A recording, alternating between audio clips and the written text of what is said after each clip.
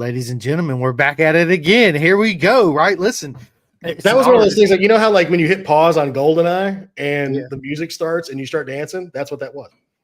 Exactly what it was, right? I didn't feel the whole need for the whole intro. We're awesome. just here having fun. And yeah, here we go again. Dude, it's an honor, bro, to sit down and see your beautiful face. Dude, I don't know about beautiful face, but it'll be okay. I appreciate it, but it's not needed. No problem, man. So listen, man, we got a lot to talk about, bro. Like, hey, it's Daytona was nuts, bro. It was absolutely amazing, dude. It was a great weekend, as it usually is, of racing. But I mean, and you and I were talking. I was like, hey, we need to have a show and chat about this, because there's some things that I was like, hey, you need to go find out about that. And I don't know if you did or not, but anyway, it is what it is. It was a great weekend. It was my first time at Daytona. It was absolutely awesome. You're always thrown back when you finally get to somewhere you always wanted to see and see how big it is, man. It's huge, isn't it? Right? It's like Indy. It reminded me a lot of Indy. At the Indy MotoGP track, how big that circuit is. It's like, holy shit, are you kidding me right now? And the sound, the way it ricochets off the grandstands, it wasn't as I thought it was going to be more intense than it was as far as the sound. The baggers absolutely were, but I like at Indy, man, where the glass is and the way how close to the state, it's earth shattering when you hear them boys come down there. But dude, it was freaking awesome. I got to see a lot of my friends that I hadn't met. Definitely got some epic pictures of selfies with people. Man, I did. I ran around and stopped by all my friends and gave out big hugs, and it was a lot of fun. Like all my buddies at Motor Drone Racing, Shane Maggs and Roger and everybody. It was, it's always, to me, it's one of my favorite things is to actually meet all my friends that I have on the podcast and meet them in real life and feel the love and the energy. It's fucking, dude, it was awesome, dude. I was in the pits, dude, when Shane came in and made his first pit stop. I recorded it. I hadn't posted it yet. Shout out to Big Shane, another one of the hometown boys up here. Like, super nice guy. Love that dude. Oh, Shane Maggs is freaking amazing, man. I met his sisters. They were there from Australia. So that was really cool to meet, his side of the family. I didn't know I completely forgot he was a professional cricket player at one point. Completely forgot. I always forget that, right? But then sometimes, think about that. The guy said it that was announcing with Roger said it, and I went, how did I forget that? Like, what's going on with me? I heard it too, and I just chuckled when I heard Roger said it. I was like, oh yeah, I totally forgot about him being a cricket player, man. It's awesome. Yeah. Roger says Daytona was badass. It was, and I'm proud of you. Was. You absolutely did a proper mega job, man, for real. Yeah, consider the circumstances you guys went through that weekend. And Roger says it was an honor to meet you while we were there. Yeah, dude. Listen, Roger, the honor's on mine, brother. It really is. But and then Isaac, first time on the Twins Cup, with Carr's performance and Batty and Elisa, that was absolutely amazing. And Isaac did some good work. Isaac did. We'll go through the classes, but Isaac did some pretty good work. That was really good. Really, I mean, he didn't get a whole lot of just TV time, but your top 10 first weekend out there. I mean, I know he's tested the bike. I know he's been on it, but actually getting feet wet and racing this class, that's pretty good. He did pretty good. Sure. Yeah, especially, at Daytona, which brings a different type of, I don't want to say responsibility, but different type of pressure, right? Because it's a glorified endurance race is what it is. It is. Daytona in itself as a racetrack, it's unlike any track out there. So it's unlike anything that we go to anymore, because we used to go to Fontana. That track was nuts. In Homestead was nuts. Yes, it was. But Daytona itself, I always hear, we're doing tire testing at Daytona. That's a horrible idea. I'm glad they don't do that anymore, because that's the only place those tires are going to work. Yeah. So Daytona itself is such a different racetrack and level of stress that goes on the motorcycles that it's a good way to show where you're at, where you need to work, but it's not like a good showing of where the bike's going to do well for the rest of the year. If I'm communicating. No, you're absolutely correct, because it's a different setup, different everything at Daytona. You can't use that anywhere else because there's no track like it. So yeah, I agree. 110% agree. But we've got Barber in 3 weeks? So, and it's going to be, Barber's going to be, so, okay, we'll just jump in and start talking about Twins Cup. Those two races, I didn't expect Chapin, but I wasn't surprised, if I'm honest. Like, I expected Chapin to be, top 5, but I didn't expect being on top. Kudos and good job. Great job. I mean, first time race. Well, no, I take it back. Second time racing that class because he did it in Coda. He raced the Suzuki at Coda. But good job, dude. Like, again, I'm not surprised because we all knew how fast that kid was. We saw him at, Road Atlanta on that mass exodus crazy junior cup races. But, like, we knew the kid was good, but I'm just pumped that he's been able to jump up and do as well as he did. Ale, I don't know if Daytona suits Alessandro. Real quick, I seen Chapin, him and his dad, of course, they're good buddies of mine and all them. I went up and gave him a hug, so we started talking, and Matt and his dad Philip were standing there, and I was like, "Look, man, you guys ready for this weekend?" Matt's like, "Yeah, blah blah blah." I said, "The real question is everybody else ready for you this weekend?" There it is. Right? He started laughing. I was like, "Dude, you're gonna win. Hey. This weekend, you're gonna win." And I called it, dude. He went out there and won, dude. And I was screaming to the top of my lungs, "Let's go, dude! I do it." Just being the Suzuki fan that I am, and just being the fan of like, hey, I've watched this kid on Junior Cup. Now he's moved up and he's doing well.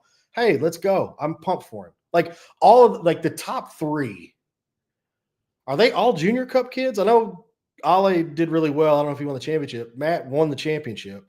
Third was third was Dominic Doyle. I don't know if he did Twins Cup or Junior Cup here.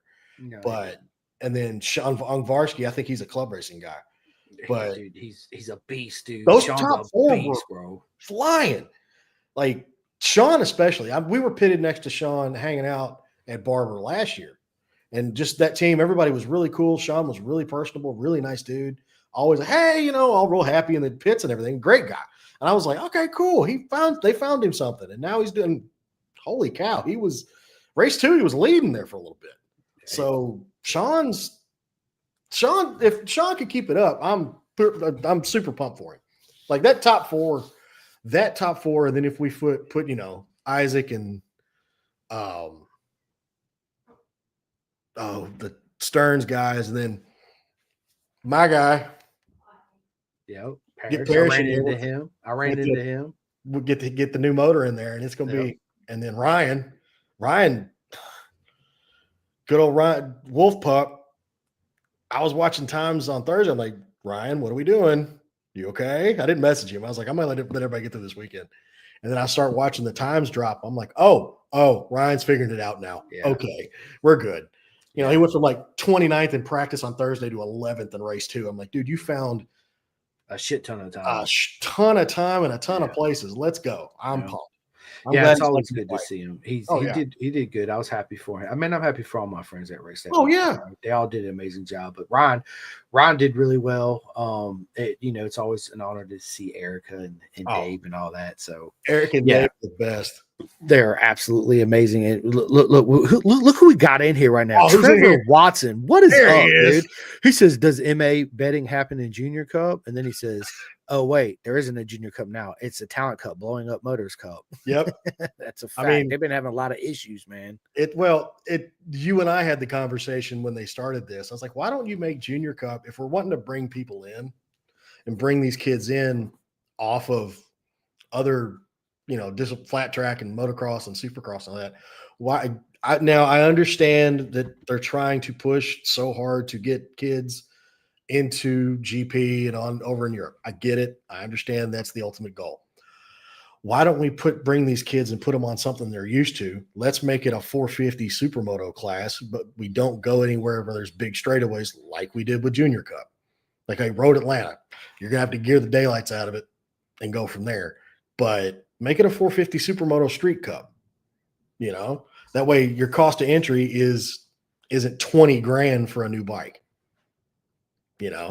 But is what it is. This is where we're at for the next couple of years. I hope we get somebody that goes over there. I hope we get somebody out of it that either goes over there and does well, or can come out of this talent cup and get to the big leagues here and do very well. So.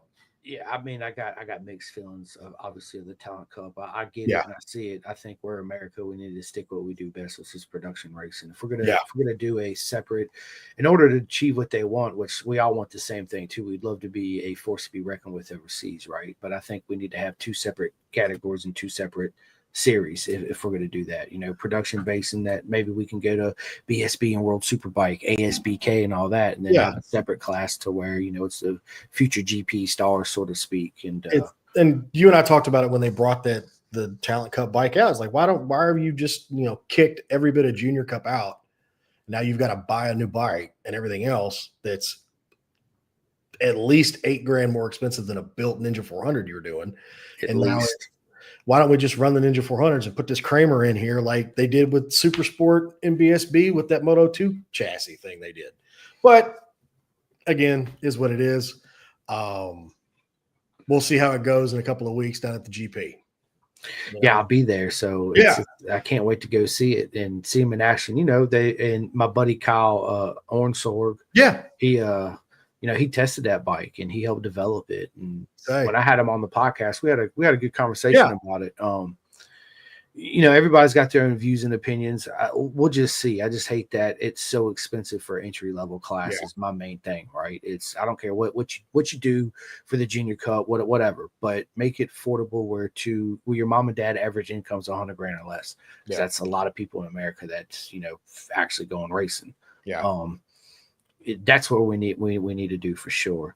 And I've heard a lot of stuff with the Kramer bikes, as we already said, it's blowing up here lately. So Trevor says they don't even have slipper clutches on them and they are legit grenades. And it's the KTM 350 enduro motor is what they're using. And if parts availability, being what KTM's current situation is as it is, they've made a bunch of those 350 motors, so parts should be readily available. But are they stuck with having to go through one specific supplier to get stuff? I don't know, to keep it, fair. So I don't know. I'm going to let you tell me what you think when you get back from COTA. I'll wait to see how it does at Barber, and we will convene and converse from there. I'm excited to see it. I'm excited to see what it does. I'm excited to see the class, because you're bringing, Kenny Roberts is back with a team. Yeah. There's a couple other teams that are going to be back. They've got Cody Kopp. Kenny's got Cody Kopp on the bike. That kid's been destroying the singles flat track class for the last 3 or 4 years. Yeah. And the way that they've done the Super Twins in AFT now, that rule change has kind of pulled it back a little bit. Hopefully it'll catch on and catch a little more traction. That way they can build that and get that series really rocking and rolling, because they've got a great product. But you're going to see some kids that are in that singles class flat tracking coming over and trying to find some road race seats, which is fine. I'm all for it, but me too.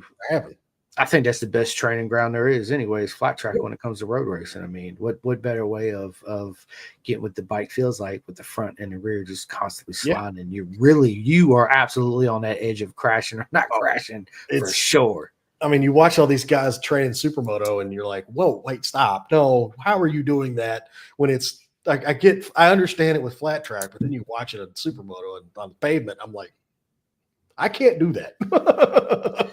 Yeah. But let's see.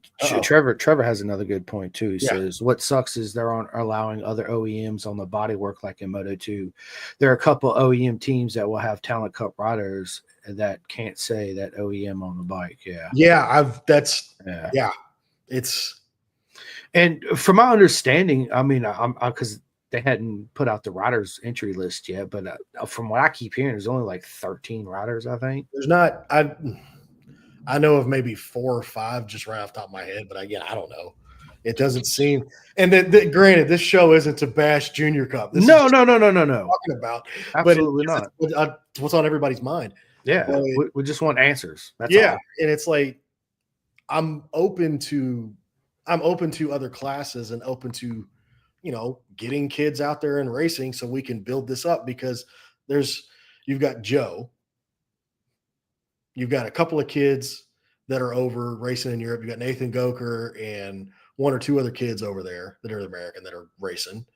That's it. And I'm sorry, with Liberty Media trying to buy MotoGP, I don't know if we've got any American kids other than Joe and a couple of other guys that are in Superbike, maybe, that have the ability to jump on something and go and kill it in the first 6 months. I'm not saying they're not talented or don't have the ability. That's not what I'm saying at all.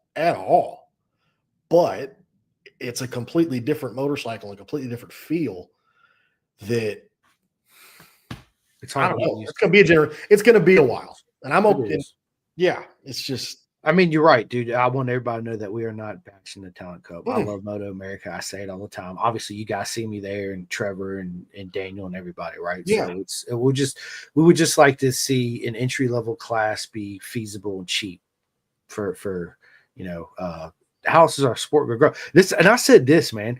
I was sitting there with 80K at Daytona. I said, Eddie, if you take out everybody that's 25 years and older right now in our paddock, and we just took them off the grid, how many future legends of the sport do we have on the grid right now? 12, maybe. Right. So what does that tell you? Like, nobody's got any money. No, right. And Trevor, you're right, dude. And I called it as soon as they announced Moto 3. Yeah. Moto 2 are going to Pirellis. I was like, bro, MotoGP is absolutely going to Pirellis, which is good. I love to see the tires change, because then it's an level playing field for everybody at the beginning of the year, where they gotta create a chassis to match the tires, right? It's the chassis, the tire change. When I first saw it, I was like, is this real? Yeah. And then I saw other people coming through, and then Matt Oxley posted it. I'm like, okay, so it's real. Yeah. Like, Michelin could have saved themselves if they hadn't dropped the ball so bad on the front tire. Yep. Because the rear tire that they've made apparently is amazing. The front tire is the reason why we have the tire pressure rules, is because Michelin is scared that if they run them too low, the tires are going to fail, and Michelin doesn't want to have to deal with that. Yeah. This isn't a Dorna thing. This is a Michelin thing. Yeah. Michelin has the ability to quite literally 3D print these tires. They have not changed the front, and like they're like, oh, there's a new front coming, we'll get it fixed. And then literally the next race, like, yeah, it's not coming until 2026 now. And that was in the middle of 24. Like, I get the teams not wanting to test it, because they don't want to sit there and wad up and start losing money because they're having to fix crashed bikes. Yeah. But Dorna needs to step in and say, hey, these are the new tires. You are going to run these for a day. Like, it's like, come on, guys. Like, your teams aren't going to do what you need them to do for the next year, because they're focusing on the next weekend. So you have to come in and say, hey, bang, we're doing this. This is how it has to go. But anyway. Bro, I want them to see Tire Wars back in all genres of racing. I like that idea, and then I don't like that idea, because then you get the Bridgestone Michelin thing in 08, 09. You remember? Like, granted, the bikes didn't help either.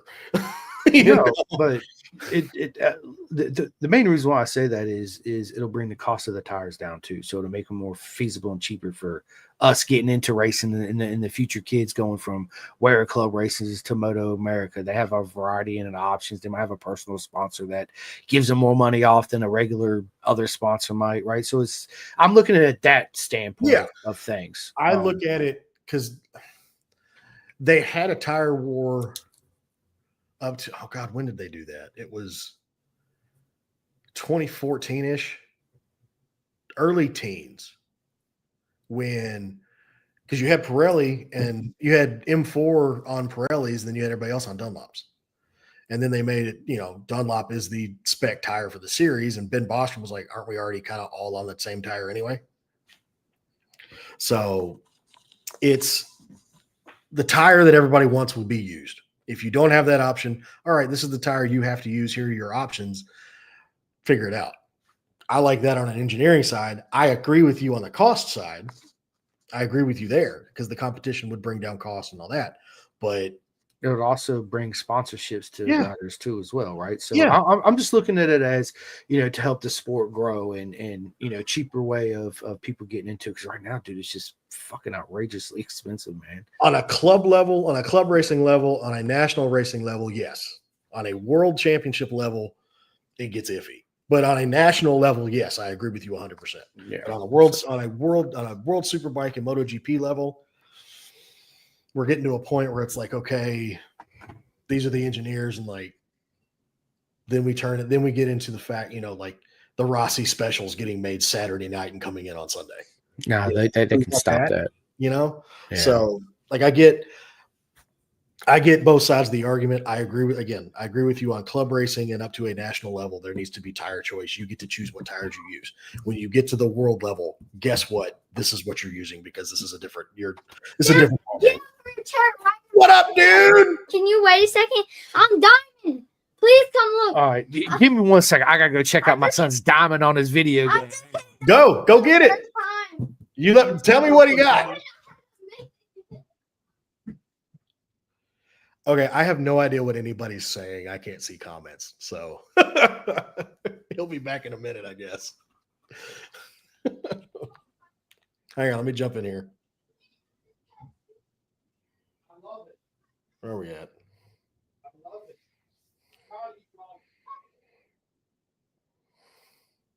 Okay, I have no idea what anybody's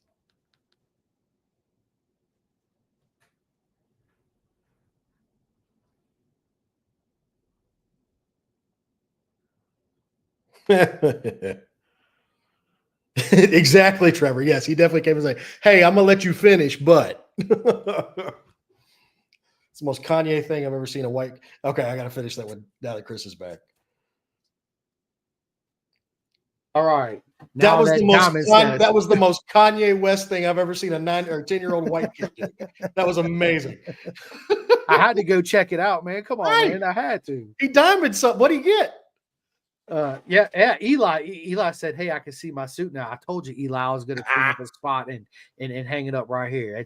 That's for you." So big shout out to my buddy Eli Colby. He's an absolute amazing talent. He'll be doing flat track racing this year, which he's absolutely going to kill it. Can't wait to see him get suited and booted back out there on the racetrack. And did you get to see any of the Daytona short track stuff? Break another. Dude, I was there live. I was hanging out with my buddy Slam Sammy.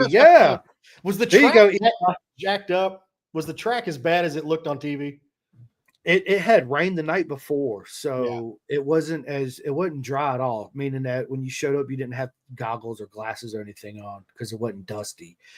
There was a lot of, oh shit, this dude's getting ready to eat it. So this one guy, I forget the guy's name. It was going for the main, and we were right there coming out of turn 2. So they start over there across and they get turn 1, they come in turn 2, and this dude hits, I don't know what he hit, a rut, something. Anyway, it ended up crossing up fully.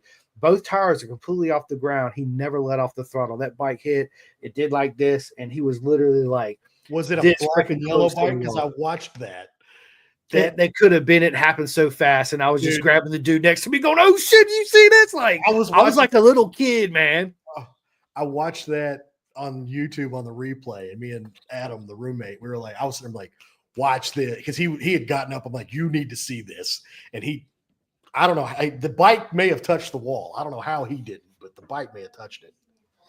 But Daniel, all I'm gonna say is I've never been to like a half mile flat track race, right? I'm definitely gonna make one.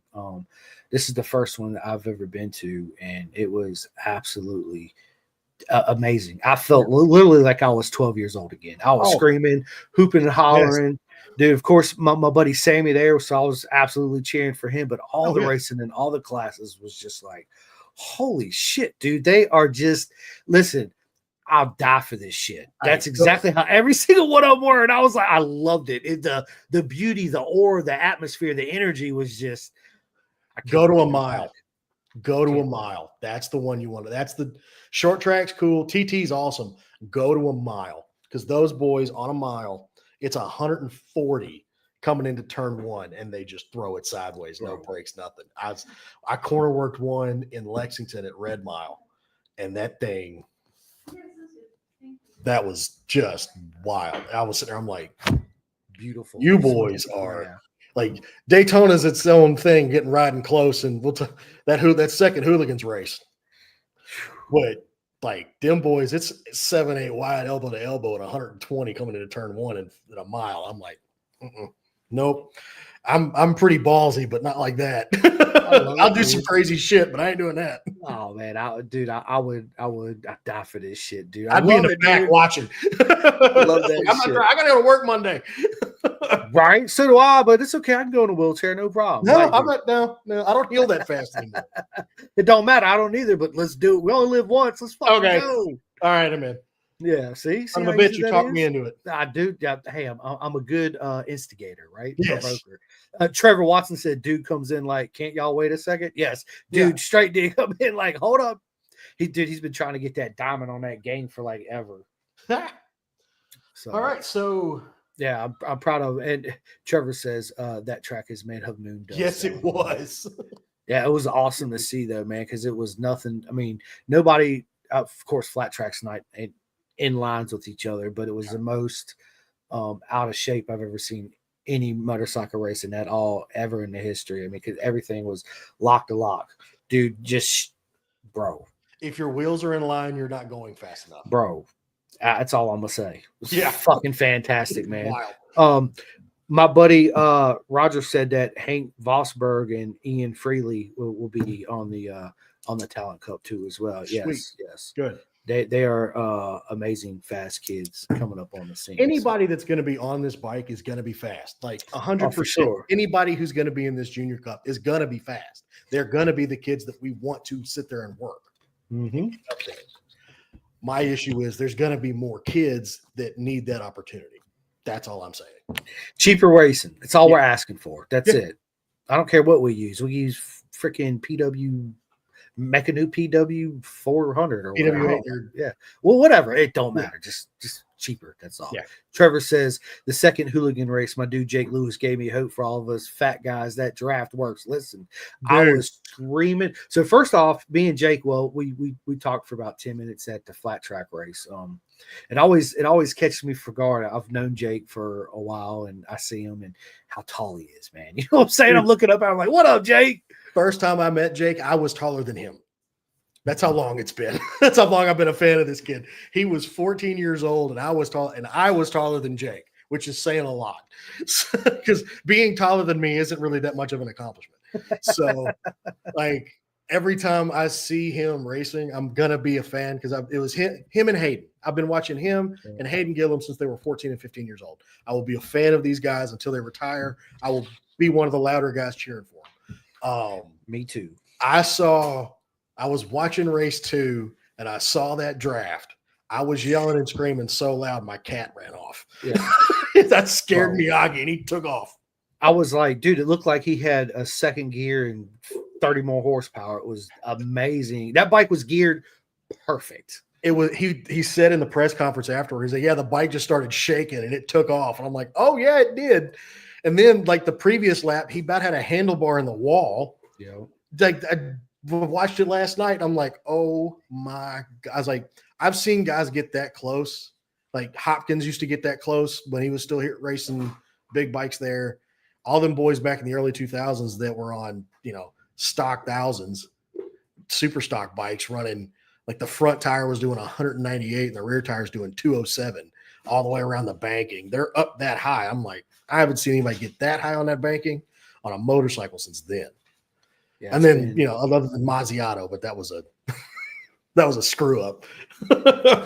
Yeah. But that hooligans race, dude, like that class, I've said it for years, Twins Cup and hooligans are always going to be my two favorite classes because those are the bikes that speak to me the most.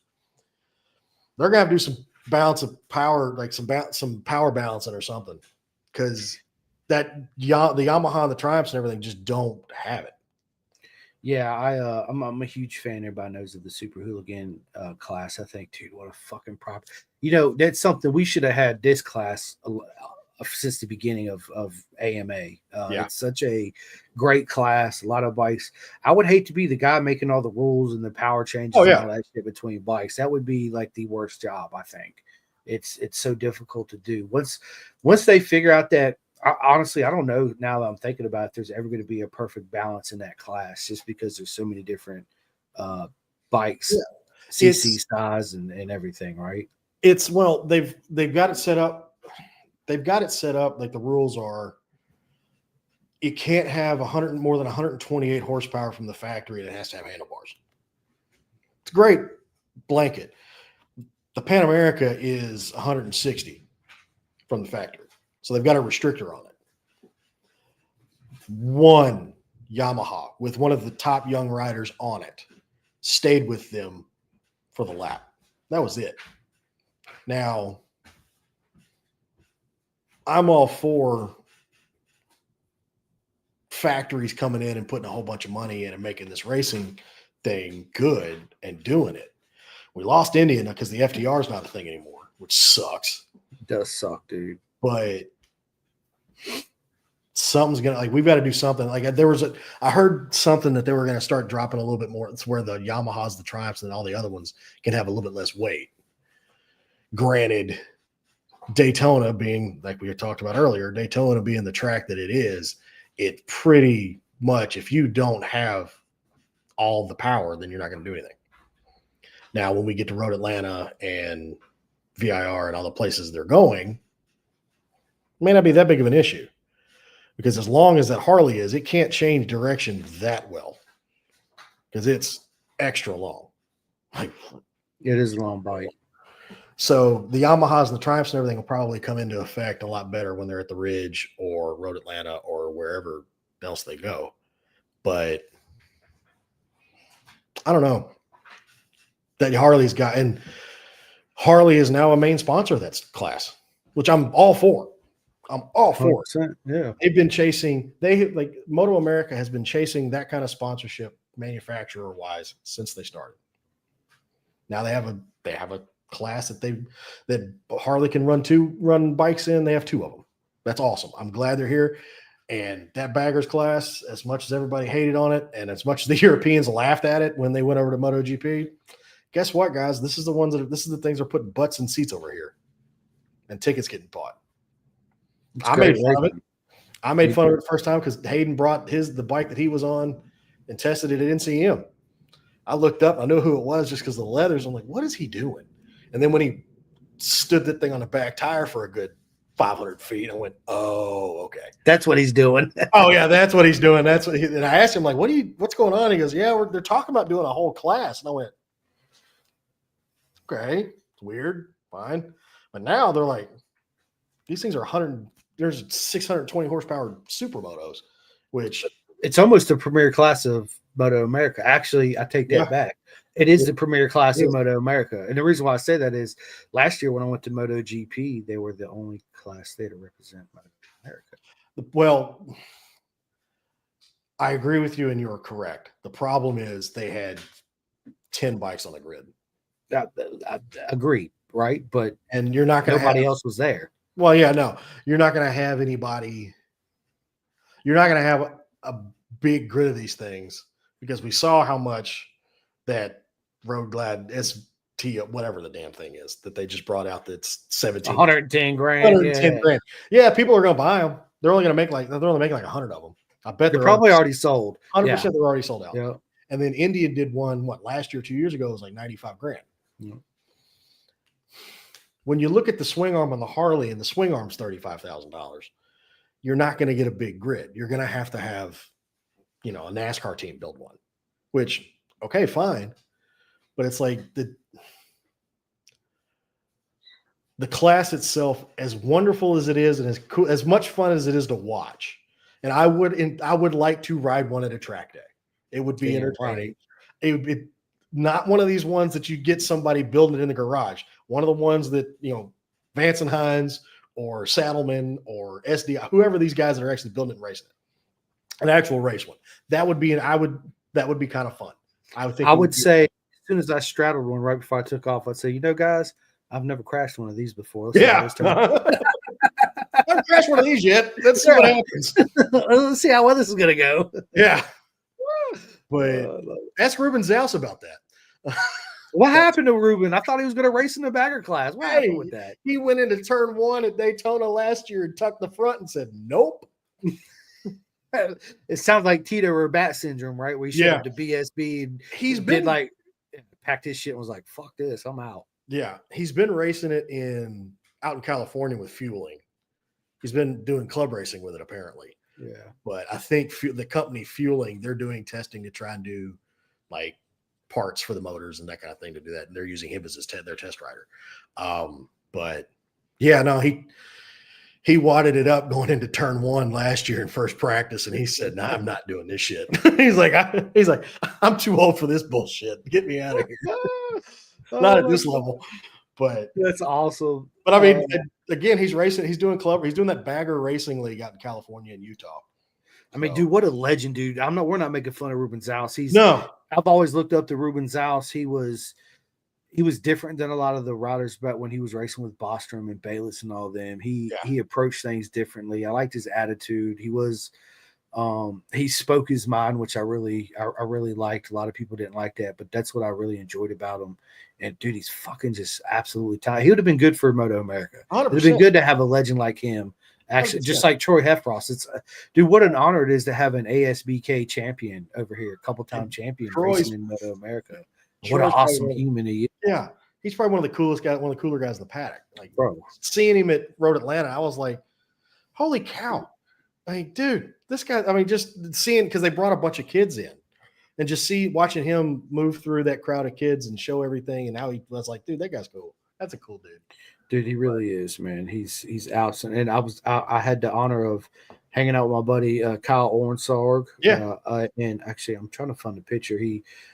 I seen him over there in the pits. He comes up to me. He's like, man, when you get done, come over here. I'm over here in garage. He was a couple garages down. We were in 30, so I think he was in like 24 something. Anyway, he's like, come on by, man. I'll let you sit on my bike. And I was like, oh, I saw that. I said, dude, I'm on my way, man. And dude, when I'm sitting on this thing, I'm thinking to myself, I'm like, bro, people don't realize how big these bikes are. I mean, they're huge, man. I was like, but it was comfortable. It was, I couldn't imagine. I said, dude, I can't imagine the torque on this thing. He's like, bro, it is unreal. I was like, I guarantee it is, man.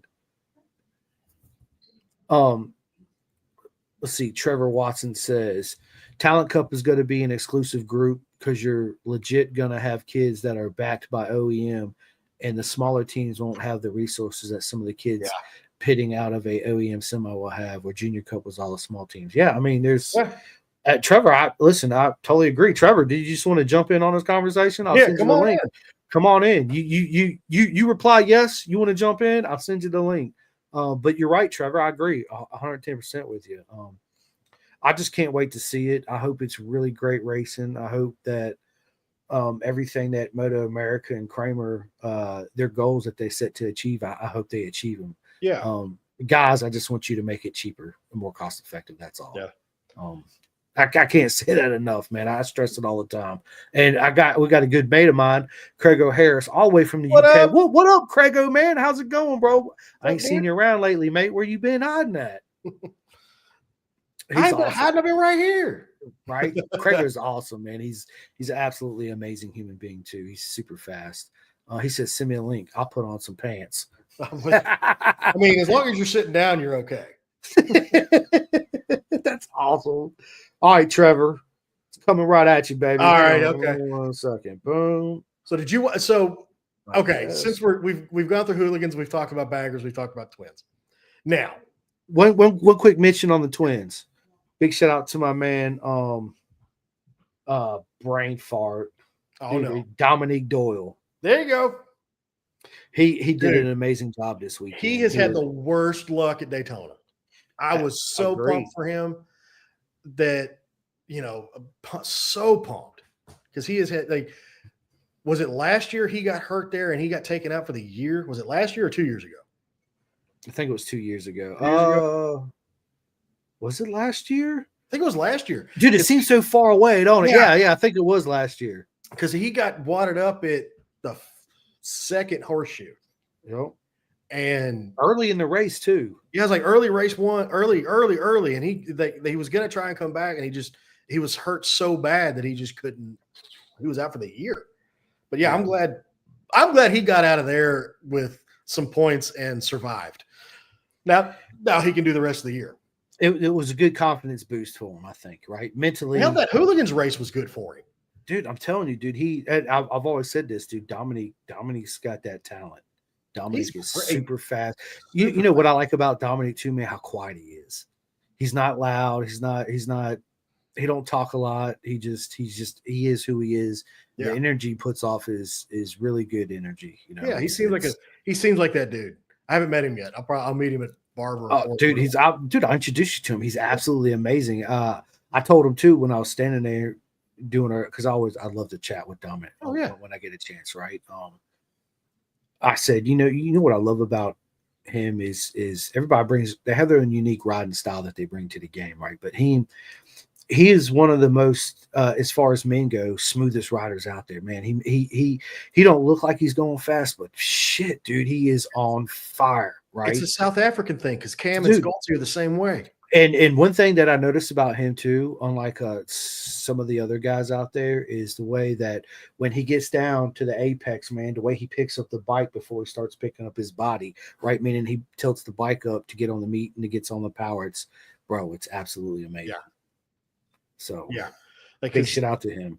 Yeah, like I'm super happy for that he's like got this ride because I know him and he's been with Chuck because Chuck's running that Giacomo. Yep.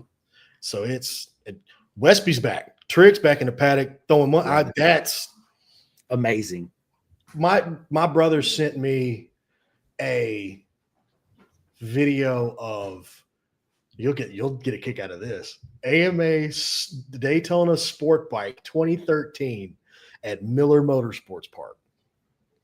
Guess who's in the reel and they're sitting there talking to? Who? Dane. Who? Dane Westby. Really? Love it, dude. The Wolverine. I was sitting there. I'm like, man, I miss that dude. I do too, man. He was the nicest kid. Fast. He was one of that group out of Oklahoma that was killing it. He was a very rare breed, a very rare human for sure. And I always enjoyed the conversations with Wolverine. And his mutton chops, bro, was just absolutely the king of the game when it come to that. Dude. He looked like a comic book character. And that was the best part. But yeah, no, I was like, man, I missed that dude. And then all of a sudden Trig's back. I'm like, thank God. That's a name we need in the paddock. It is very. I miss everybody, not just me, Mrs. Westby Racing for sure. Yeah. And and after what happened with Dane, I wondered if they were just gonna, how long did they were continue, and they actually continued for a long time. I couldn't imagine how hard it was on Tig and everybody to. I couldn't imagine. You know what I'm saying? Show up and still do what they did and be. A top team, man. It's not an easy task. They had one of the best riders in the country, with Sculty for years. And,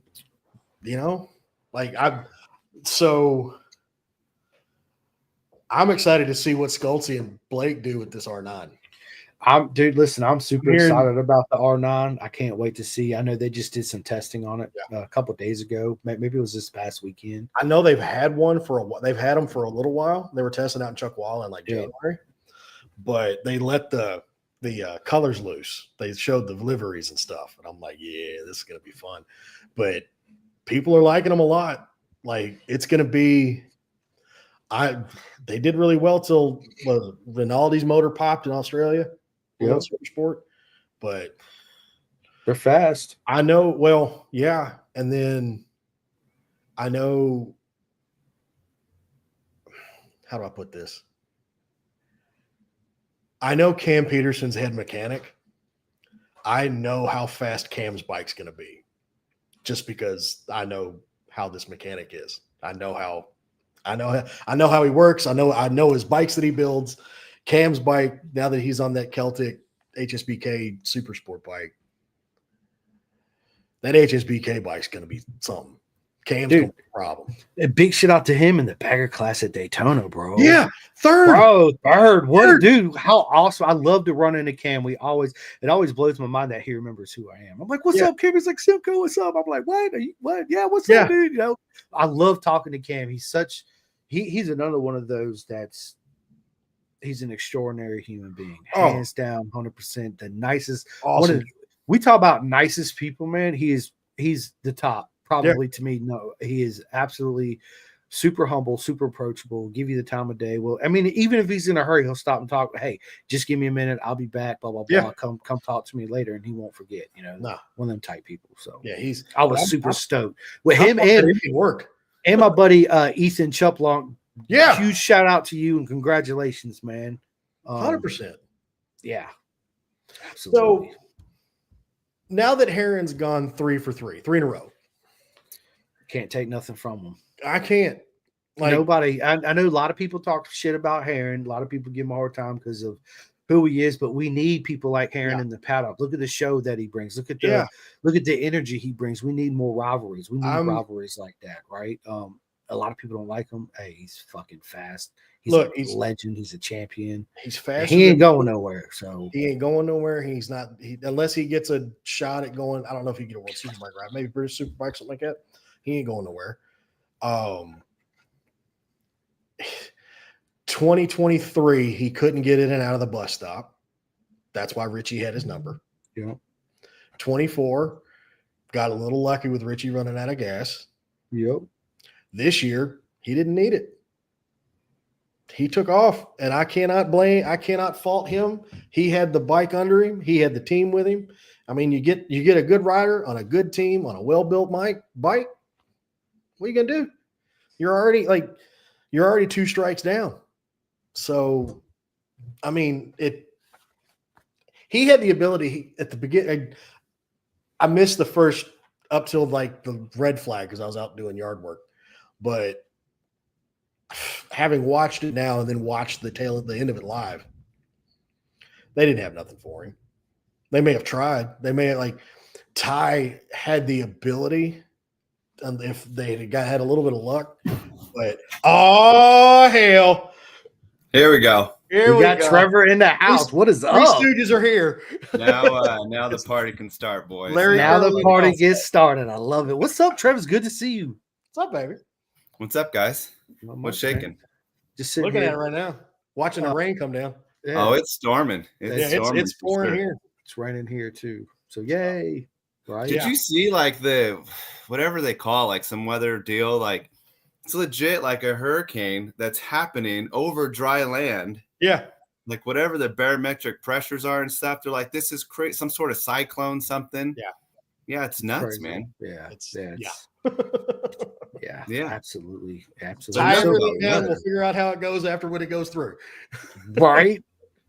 Yeah, it's totally insane. But yeah, man, it's an honor to sit down with you again, Trev. I was just telling him that, man, me and you need to sit down and do another podcast. Before we started, I was like, we got to get Trevor on. Sure. Yeah, for sure. That's why I said I just send him a link. I just like to talk shit. So I do. Me too. No, right? That's really? Why we're here, right? Dude, that's something we didn't know about Trevor Watson. You guys heard it here first. He likes to talk shit. Stop the presses. I don't mean it in any sort of bad spirit or anything like that. It all comes from a place of caring, if you will. And I just commentate life, man. I just call it as I see it. I might as well just be commentating the race or, a sports game or something, man. It's like, he got fouled. Yeah. I love it. The conversation we had with the Ty Scott penalty. Oh, yeah. That was bad. That was real bad. My wife the next morning, she's like, man, you were really chatty that day. And I'm like, that was a horrible call. You gave him a penalty 10 minutes later and you gave the guy the wrong penalty. So who knows what the team strategy changed and what the pit board's saying to those guys, like, hey, you got to drop back or you got a penalty now or push. It changed their whole strategy up on a bad call. And the guy that should have got the penalty was Heron because effectively he pushed a rider off track, right? And then Ty Scott lost positions off that anyways. So he should have never The penalty was he lost positions, lost time. Yeah. You know, I mean, what more do you want? You know, you gave the wrong guy the penalty, and you probably changed the outcome. Maybe. Who knows? I mean, Heron was rolling. There's no question about it. Those boys, Celtic, WSBK, HSBC, freaking KYT, whatever it is, they got it down. So, congrats to those guys on that 200 win. They're the guy, no question about it. I know who built that motor, so yeah, I know what all went into that. Yeah, so, Mickey, our boy, he's good. Yep, they were definitely the team to beat for sure. It was, the whole penalty thing was absolutely insane. I was like, what the fuck is going on? Are you kidding me right now? Right. But like Trevor said, what do you do in that situation? How do you change your pit board? What's the call you make as a team in that situation? Right. Yeah. Could have affected the outcome. Again, it's something that obviously we'll never find out. But I mean, can't really run the race again. So, and what was for sure though is Heron was on fire. Oh, there's no question about that. Yeah. So. He ran a 47.8, pushing his own air with like 2 laps to go. He just broke their back. I mean, there's impressive. 47 up there. Like that's just like 47s. They were running those on a big bike, 7 or 8 years ago, if not more. Like you had to be on a built 1,000 to do that. Now it's crazy. It's crazy. But that just shows how far in technology, especially the tires, have come to. Right, not just the bikes, but the tires too itself, and able to achieve such unobtainable lap times that us more, think about. We're like, holy shit, how's he doing that? You say that. Be right back. Y'all keep talking. But then you look like at Mid Ohio, right? And the track records, I think, is still the track record from Ben Spees, 20 something years ago. That's true. The tires were better then for whatever chemicals, and stuff were allowed back when it was the Wild West, and they're just pumping out nuclear waste, So it's kind of hard to say what was a good tire, what's not a good tire. I mean, that's true. No, you make a valid point on that. You're right. It's just like in MotoGP, right? They just, was it 2 or 3 years ago, they broke Jorge Lorenzo's track record with non-aerodynamic motorcycle, right? Yeah. Finally, but it just, different era, different time. And dude, I miss the glory days of racing, man, with, the tire wars and what I'd love to see too, Trevor, come back is the one-off special qualifying tires. If we bring anything back, let's bring that back. Yeah, I think Dunlop offers that, if you will, a special qualifying tire for the top superbike teams. And they get a rear tire that's not allocated to the rest of the mere mortals, if you will. And it's just like an R0 or something that's not. So, like, typically we get allocated like 2 rears and all the fronts. So it'll be like 5 fronts and 2 rears. But the superbike boys will get an R0 that is on the allocation list. Yeah. So there is some of that happening still. I get that special treatment, right? Yeah. Seen it firsthand, man. So since me and you're sitting down here real quick, man, I want to talk about, man, what's going on with your season in 2025, man. Yeah. Super excited about the season. Me too. There's no question about it that we'll be doing the full season. We got a lot of support from the dude, the dude of buys. John Cook has definitely stepped in and helped out. 4SR and Hustle Hard have come back on board, and super stoked to be partnered with those guys. And the new suit is fantastic. Where's it at? So sick. Where's it at? You got it with you? It's hanging up over there, man. But I'm not wearing pants. I told you, I told him, it's like, I'll just sit down. It's fine. Oh shit. Okay, yeah. Don't stand up. Right. I'm wearing. Billy Etheridge Jr. in the house. Do not stand up. Yeah. Do not. No, but it's good. A lot of new features on it. More padding. The suit is light. That shot I took and I posted to my wife, and I literally picked up the box. I'm like, did they just send me swag? Is this like a bunch of hats and t-shirts and whatever? The whole suit, even with me, almost being 6'4", it weighs 11 pounds. 11.2 pounds is what that whole suit weighs. Damn. Mind blown. It's crazy. And it's sick. It's kangaroo. Yeah, it's about 2 pounds lighter than my other kangaroo custom suit from 4SR, and a good 9 pounds lighter than off the rack. That's so ridiculous. It blew my mind. So yeah, the suit's good, more padding, more features. They changed some stuff for the updates and airbags. So the porting's a little bit different, where the LED lights go, you have options for right or left. So I guess if you crash one, you have a backup already. So yeah, it's good, man. And then Mark at Hustle Hard has been taking care of me since day one. And man, can't say enough about that group. So if you have any performance parts and stuff that you need, especially a lot of the carbon body work that I use, get it from those guys. And obviously all the 4SR stuff is all through Hustle Hard and Mark Harper over there. So thank you so much. You don't have no discount code for anybody? Or any promo code? On that. I did have a discount code before. I'll have to get with Mark and see, but it was something simple like High Rev Trev. But I'll get that turned back on. That won't be a problem at all. Yeah, turn it back for on. Sure. Well, I'll put it out there. Let me send a text. Yes, send a text, man. I'll put it down in the description. And you people are watching and listening. You're welcome. And love it. Having bought my suit through Hustle Hard and everything too, they're great to work with. They came and hung out with us at Barber and helped out. Yep. And then who was the other guy with the big beard? Can't remember his name. Jose, yeah. He showed up with me and Jay at Talladega. We were racing. Jose's just in the paddock. I'm like, what are you doing here? And I was like, you live in Vegas. Why are you here? He's like, oh, I just moved down. But yeah, he come and hang out and like help me and Jay and my dad in the pits. Like Hustle Hard. Like those guys there are such a good group to deal with and just fun to be around. Great guys. And they've got fucking everything. If you've got a BMW, this is where you need to get your shit from anyway. BMW, 100%. Their Alpha 1 dealership. They've got Ilmenberger, everything. Yeah, they got a ton of different vendors for sure. But Alpha, BMW. I wasn't going to say it because, of course, I ride a Honda. Well, Red Letter for life. And, so for me, for the Honda stuff, there's not a bunch of stuff. So that's where I get the carbon and body work. And that stuff is fantastic. I mean, Shoemake can tell you, man, I ran that same body work for 3 full seasons. 3 full seasons. Crashed it twice?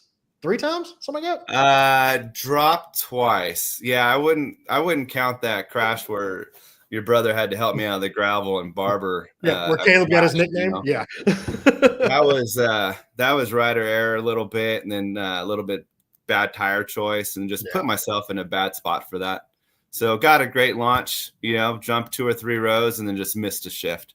So then they all went back by me, and inside my helmet, I wasn't upset. I was actually kind of happy. I'm like, these boys are screwed. They don't even know what's about to come through. Yeah. And man, just got sucked into the draft, and my boy Posse was kind of in my way too, and kind of shoved me off the track, and we both ran off track, and I got a road down, and right when I tried to turn it, man, it just fell over. And man, those boys, if it wasn't for your brother, man, those damn corner workers left me in that gravel for about 45 seconds. Dude, I looked up and I saw that developing. I was like, that's not going to work. And I was like, well, I know Caleb's down there. He'll get him.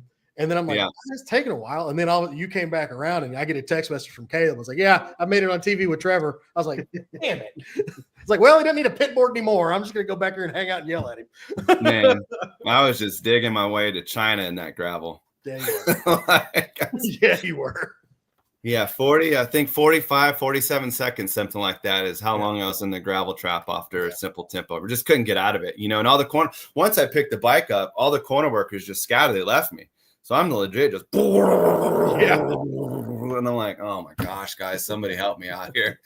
And then Caleb comes running up, man, and 4-wheel drive low and just pushes me out of that thing. And then, he had bruises off that. He's like, look at this shit. I was like, that's what you get. It's part of the game, baby.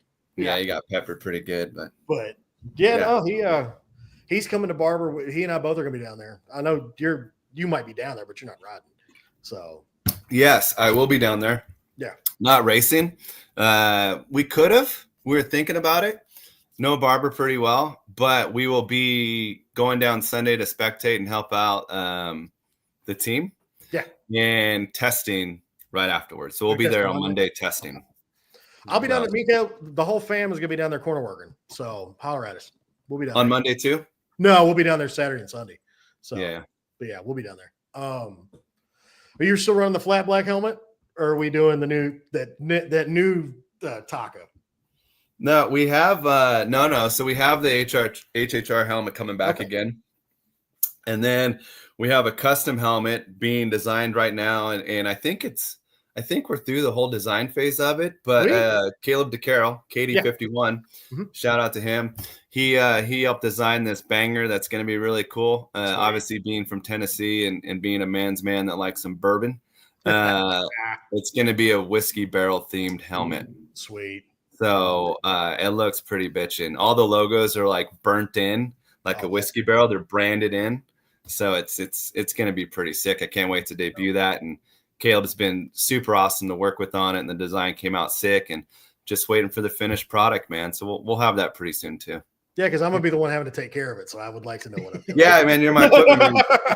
The good news is the suit don't weigh anything, so sweet. I mean, I'm not having to tote that down there. I'm not having to sage or whatever. I love it. Yeah. I can't wait. I can't wait to see the outfit. It looks good. It's gonna be dope. I'm excited. It's so.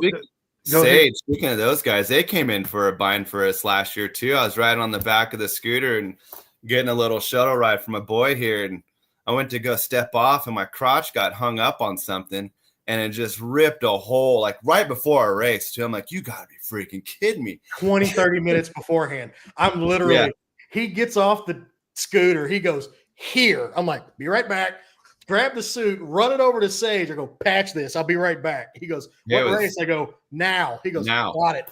Couldn't believe it. My nuts were about to hang out of this thing. Gave him the money, ran off. I was like, here's your shit. It was like the eyeball holder or whatever for the trailer, and as I was just getting off and I just rubbed up on it, just cut a hole. But yeah, Sage and those guys and bang up job. Thanks for saving a day on that one for sure. Oh yeah, they're amazing. Hopefully we'll have to use them next year, but if you do need them, they're there for you. They're definitely there for you. Absolutely. Every weekend.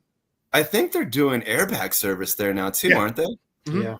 Yeah, so that's the cool thing too. You don't got to send your airbag into A-Stars or anything like that. They have the cartridges right there. They'll just plug them right in and get your recharge if you go through your 2 deployments. You have to have an airbag now for Moto America. More than 5 rounds or 5 events. Yeah, so I thought it was 3. Weird deal. I don't know if it's rounds or I think the verbiage says racing or events. Yeah. So if it's more than 5 races, then if you're doing more than 2 weekends, you're going to need an airbag. You should probably be wearing one anyways. But yeah, especially at my age, I need an airbag. I don't fall so gracefully anymore. None of us do. Yeah, we definitely don't do that. I know that. I got a suit. I didn't even. I was like, no, I don't need no airbag. And I kind of wish I'd have got one with airbag. Yeah, I might. That's what it is. So be my next suit. I'll get an airbag one. And I'll tell you what, with the airbag, I've already tried on my suit with the airbag and everything else. That is the most fantastic thing for me with 4SR is this stuff doesn't need to be broken in. I had a comment from a buddy. He's like, what are you doing? Wearing your new leather, sitting around trying to break him? I'm like, not with 4SR, man. That stuff is ready to rock and roll right off the gate. I can't even tell you how many times I've been at a race and 4SR Mark's like, here's a set of gloves right now. And the first time I even wear them is right there in the race. No break-in, no nothing. Don't get any blisters with them. The other brand, with the A on it, plenty of blisters. The pinky's always wonky, a little bit long or something, but the 4SR stuff just right off the rack, man. Whether it's off the rack or custom, there's no break-in. They're ready to rock and roll. I mean, I've had mine for – when did you get yours first? Like 2 years ago, 3 years ago? 3 years ago. And that was another great customer service story, man. Yeah. That's the reason I bought mine. Yeah. I mean, called Mark at HHR and went down at NCM a week before the race. Yeah. Send this suit off to send my A-Star suit to get repaired because it fell apart like wet toilet paper. And it got lost like FedEx, man. I overnighted it to Kentucky. I could have just drove it to Kentucky. And it just got lost in the mail. And I'm like, dude, we're screwed. This isn't going to happen. Yeah. And called Mark on a Tuesday. He got a hold of HHR on Wednesday or Thursday. And on that Saturday, there was a suit overnighted from the Czech Republic at my front door.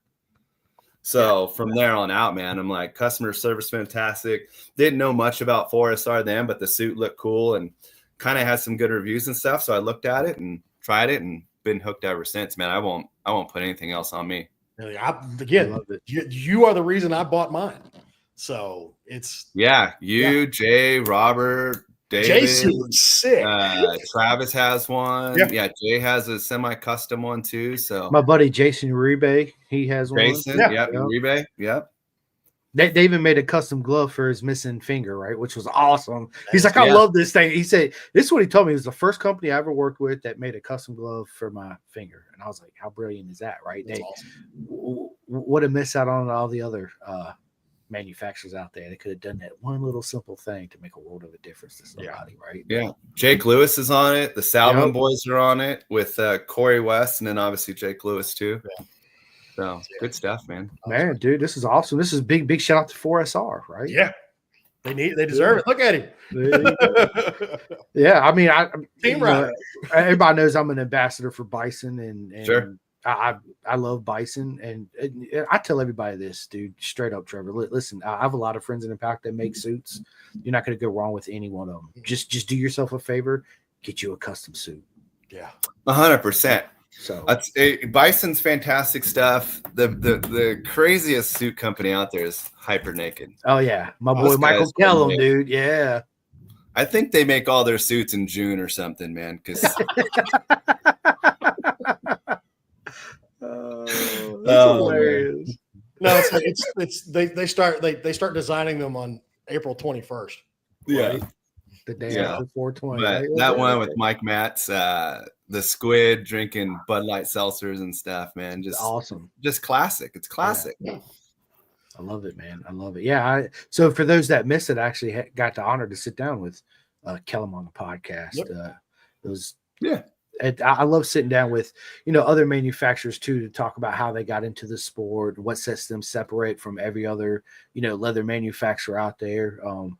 I love that shit, dude. I love hearing the inside scoops and the stories of how they come to be. And, again, like I tell people, Trevor and Daniel, man, it's not everybody's personalities might be a Bisonality, right? You might be more of a 4SR or a Hyper Naked or an Envy or whatever. But again, what I'm saying is, you're not going to go wrong by a full custom suit. That's the main thing, right? Take that off the rack suit, give it to your brother or your buddy, or fucking make a backpack or a purse and give it to your wife or your kid or something like that, right? Because that's all it's good for, to be honest with you. So yeah, for sure. What I like about Bison too, the trackside support. I mean, those guys are at every single race. With 4SR, I mean, we're a bunch of lone wolves right now, with 4SR USA kind of departing a little bit. And then you have now the US distributors hustle hard. So, I mean, they're not going to be at every single race and kind of have that support that Bison does. So Tosh knows they kill it.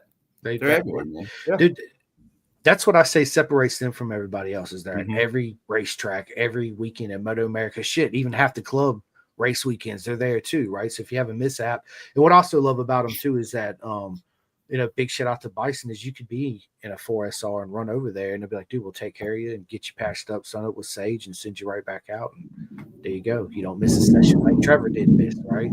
So yeah, it's absolutely amazing, man. It like I said, you're not gonna go wrong with any of them. But dude, we went from Daytona 200 to all this leather talk, right? I love it, dude. I love the way it goes, man. It's awesome. I was bummed to miss the 200 this year. I was down at Daytona. I was down there for 7-8 days right prior. So I was there for Supercross weekend, down there helping in the Honda display and stuff. So I was sorry to miss you guys. When you guys were moving in, I was moving out. It's all right. So, it's all right. But I'll be able to see you at Atlanta, and I can't wait. I can't wait to finally meet you. We'll be there, man. Atlanta, then off to Road America, then I think we have a little bit of a break. We have like a summer break, and then we don't come back, and then we go VIR, Mid-Ohio, and then Dakota, man. And hopefully Dakota's not 115 degrees like it was when we were there. I would prefer not to have to even think about doing a motor swap too. Let's not do that. I wasn't there for that, but I don't want that. The good news is if there is a motor swap, it's going to be some well-respected mechanics doing that. Yeah, because it's not my motor. So. We're not gonna put Robert and Jay through that. No. Yeah, it won't be one of those. So awesome. Yeah.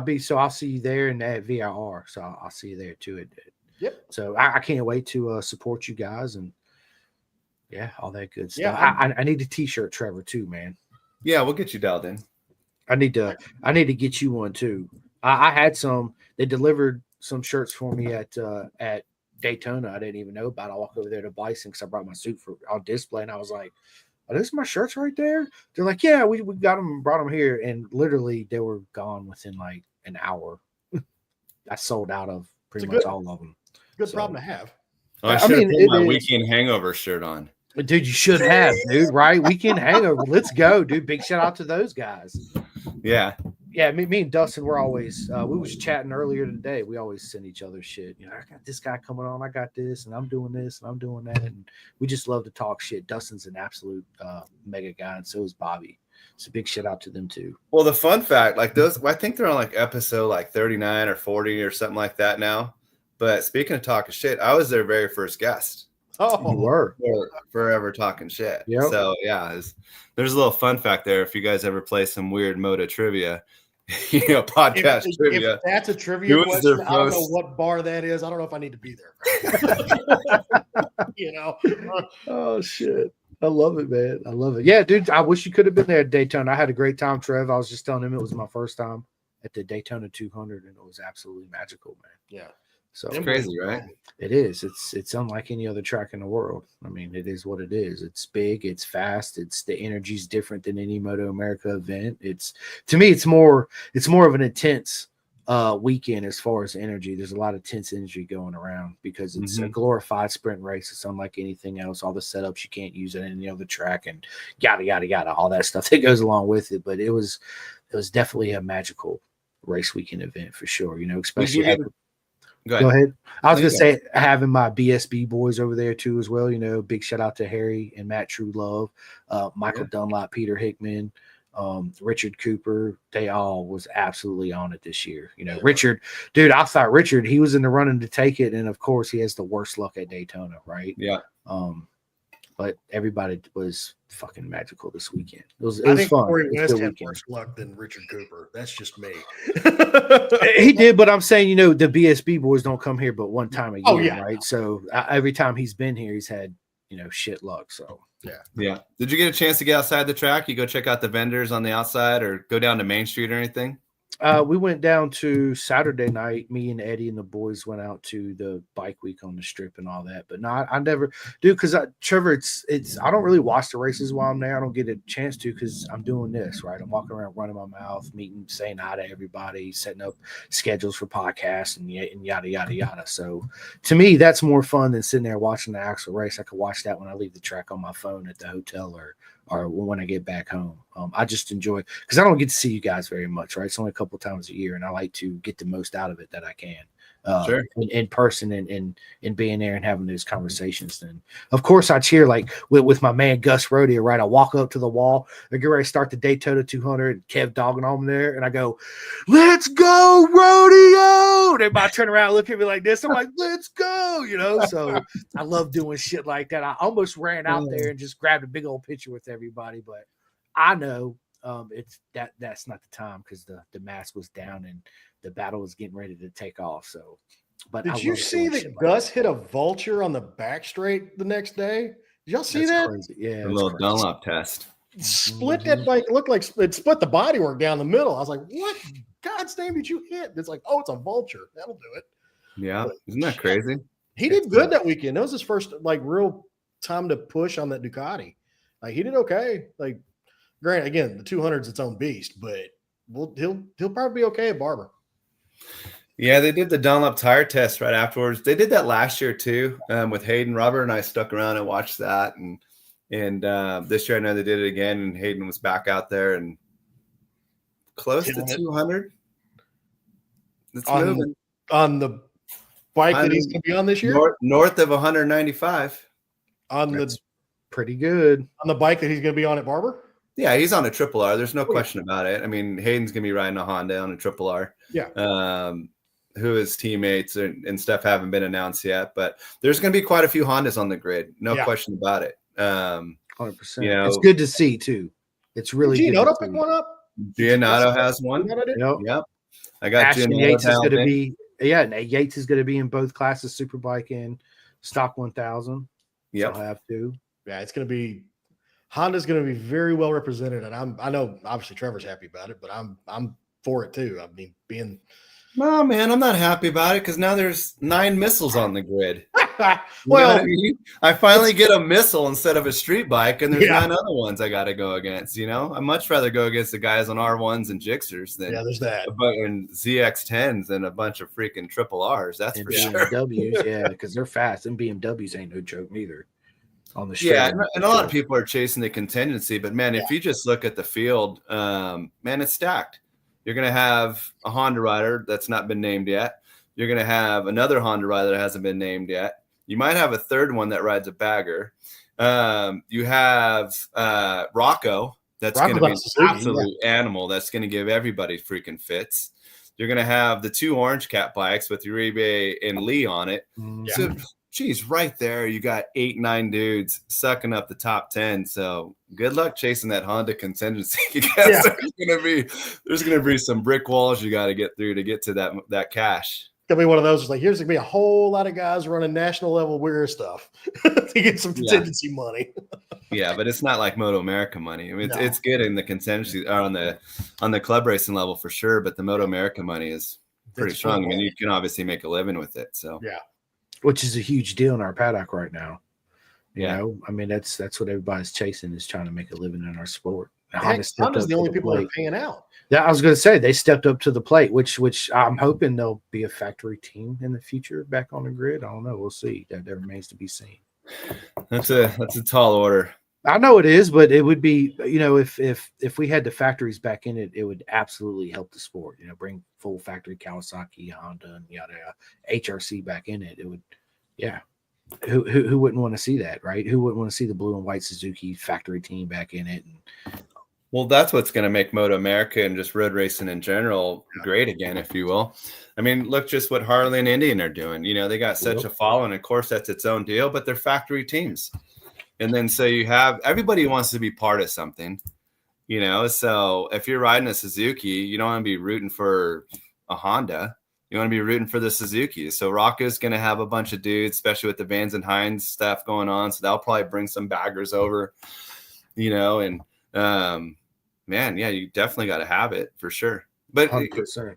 But even look at Yamaha, man. There's not like, if you're a stock 1000 dude on Yamaha, like Bryce Prince and those guys, I mean, they're not going to attack. I know there's some help here and there, and I know they run a lot of attack parts and stuff, but attack is great. There's no feeder team. No, there's not. Absolutely, they're not. And Rocco's going to have his hands full, absolutely, with Matt Chapin this year, 110%. So that's going to be Rocco's riding stock 1000. He's not on. Yeah, Rocco's riding stock. Oh yeah, that's right. Yeah, he's on. Why was I thinking he was in Twins? Because he was really good at it last year. That's going to be so Rocco sick. Rocco on a 1000 is going to be a problem.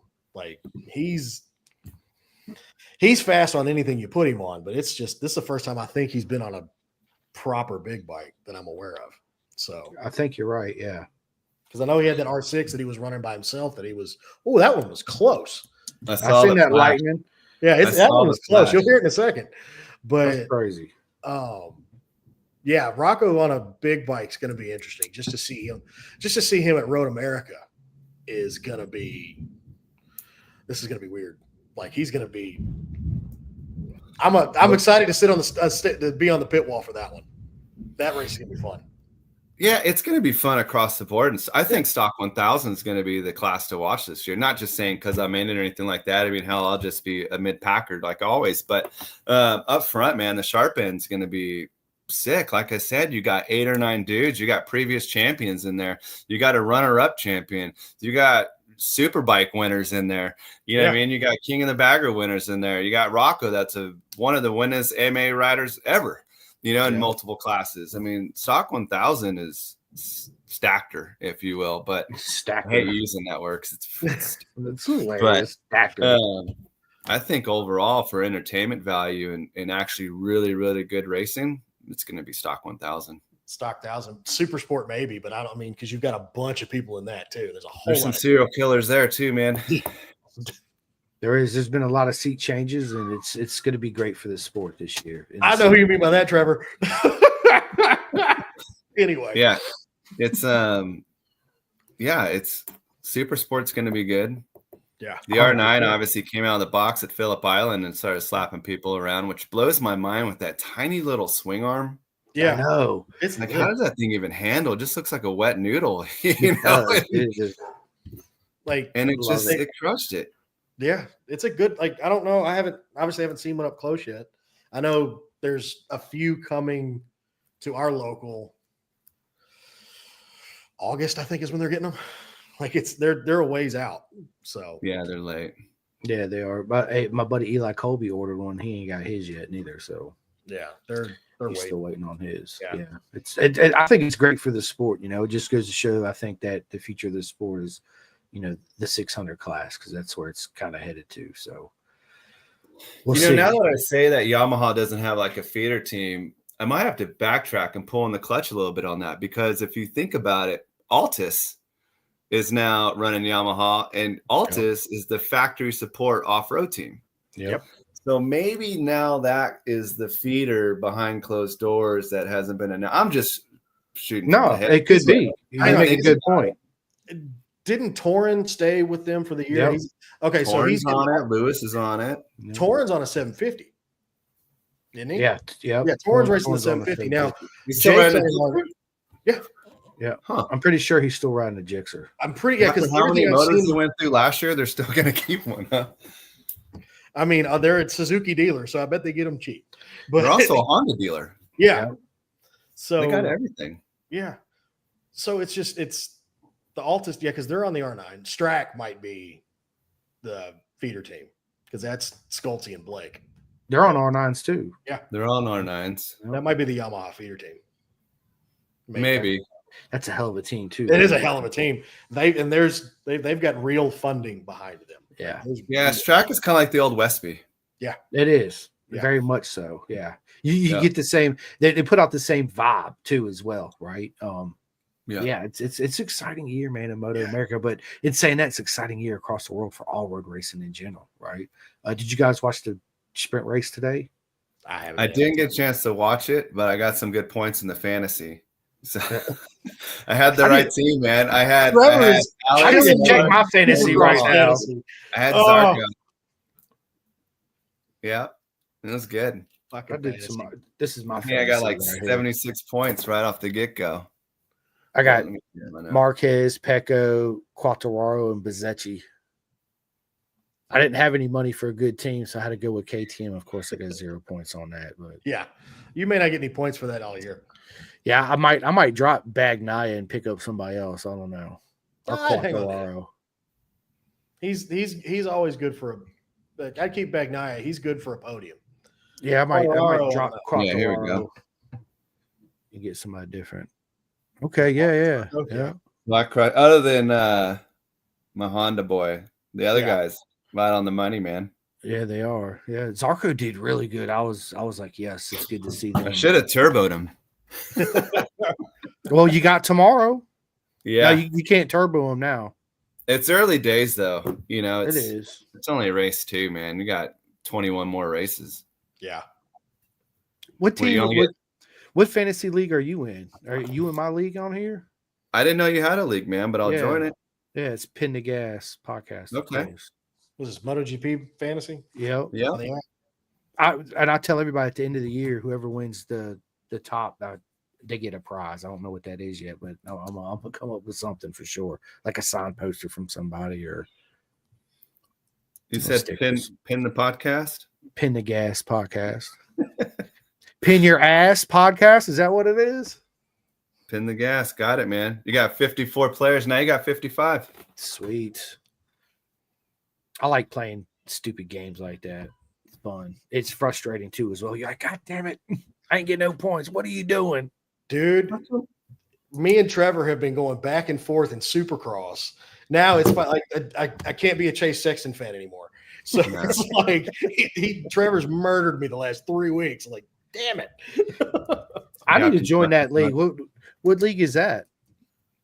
We just have a little get together on Saturday nights and stuff and watch Supercross, and we just bet on everything. It doesn't matter what. You get us together, man. We'll bet if there's $5 is not going to stay in your hand long. No, like you're gonna. Yeah, it's like whole shot, heat races, LCQs, every single thing you could try to bet on. All these prop bets. You got $10 that let's go. He crashes on lap 5. Like which may well happen. You never know.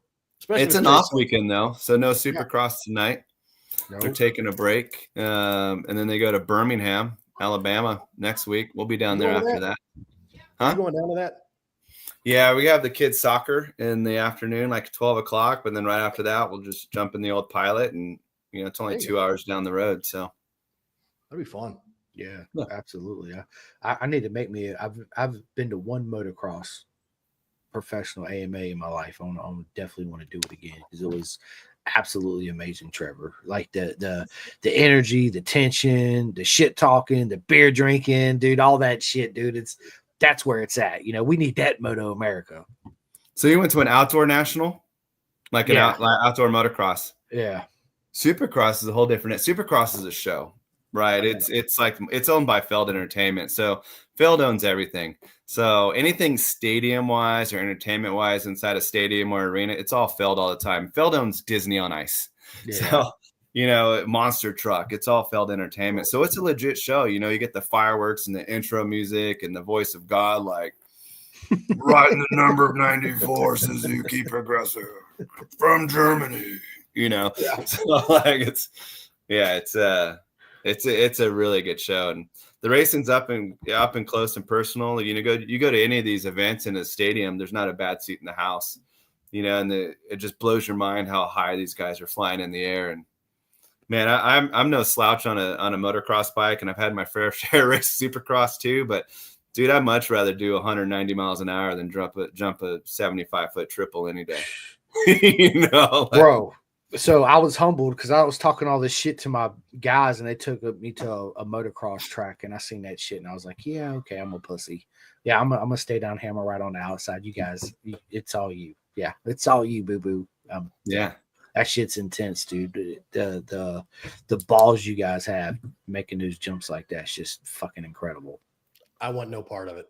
I don't want no part of it. I mean, you strap a parachute on me, I'll jump out of a plane, but I damn sure. Oh yeah, I'm cool with that. Triple. But yeah, I'm good. Me having to control what I'm landing on that I've jumped with. No, I'm definitely going to the hospital. There's no question about it. So it'd be a fun trip, though. Oh yeah. Oh yeah. Oh yeah. Oh yeah. So Trevor, man, I'm excited about your 2025 season, man. I always wish you the best of luck, man. I'm a huge supporter of yours, and I wish you well, man. I hope I hope I got you in the running for the championship this year. Man, I appreciate the kind words, and if we lose the championship, I'm just gonna blame Daniel anyways. I would too. That's exactly what I would do. Daniel, it's your fault. Hey, look, it wouldn't be the first time with this group, and it's definitely not gonna be the last time I get blamed for everything in this group. I love it. It's like you got to be in it to win it for sure. So I'm just really honored and privileged and stoked for all the support to even have the opportunity. So yeah, stuff, man. I've told Trevor this for years. It's like, hey, it was me and you in the snow in Linda the first weekend you went down to do this. That's right. Like, I'm here we are now. I love it, man. And you're on a new bike too this year as well. Yep. Yep. New bike. Some good announcements still coming out. So yeah, it's gonna be a good time. I'm excited. I'm really excited. Dude, I'm stoked for you guys. It's an honor to be friends with all of you, right? And to be supporting you guys and see what you guys do at the track, because I know the work it takes to fucking do it, right? Get there week in, week out, and all that good stuff. So it's nothing but hats off. And again, Trevor, I'm serious, man. Dude, obviously you belong where you are, right? You make it to the big show all the time because you're fast. So there's a reason why you're there. So I don't see there's no reason why you couldn't, elevate your game to make it on the top of the box. He owes me points. I'll tell him that every time. He owes me points. I got breaking news. We have a discount code. So me and Daniel simultaneously was like, "Let's go." We just I don't know what the discount code is, or what the amount is, I should say. I know what the code is. So shout out to Mark from Hustle Hard. Live breaking news. The code is going to be I need this. Can I type this out? I guess I can't. Can I comment? Yeah, I don't see why you can't. Here we go. Join the chat. I need this. All in caps. I didn't put it in spaces. Hang on. Yeah. Let me all caps. I need this. So you got it right. Just needs to be in caps. I need this. So there we go. So if you need anything from suits to performance parts to a lot of alpha stuff to carbon and body work, which is some of the best stuff out there by far, I need this. There is a little gift from Mark Harper and your old boy High Rev. There you go. There you go. I love it, dude. Put it in the show notes. Yeah, dude, listen. And while you're sitting here listening to us freaking flap our gums, you can actually go on the website right now and place your order and use the discount code. So yeah, and the website is hhrperformance.com. So hhrperformance.com. And obviously you can go out of their socials, Hustle Hard Racing on Instagram and Facebook. Instagram, they're probably a little bit more active on it. But again, their website for that discount code, I need this, hhrperformance.com. They're awesome to deal with. Yeah. Great guys. Thanks, Mark. Yes, thank you, Mark. Thank you, Mark. I appreciate it. And there it is. Boom. hhrperformance.com. Too easy. I love it, man. So what race weekend you got coming up, Trevor, that you're most looking forward to? I'm most looking forward to this season, going back to VIR. Let's go, dude. Yes, it's about time. Road America, man. I've never been, but I've started to play it on some Ride 4. You're welcome. And that's it. I wish I was going to Barber. I love Barber. Barber's kind of like a man's track. Like it's technical, fast and flowy.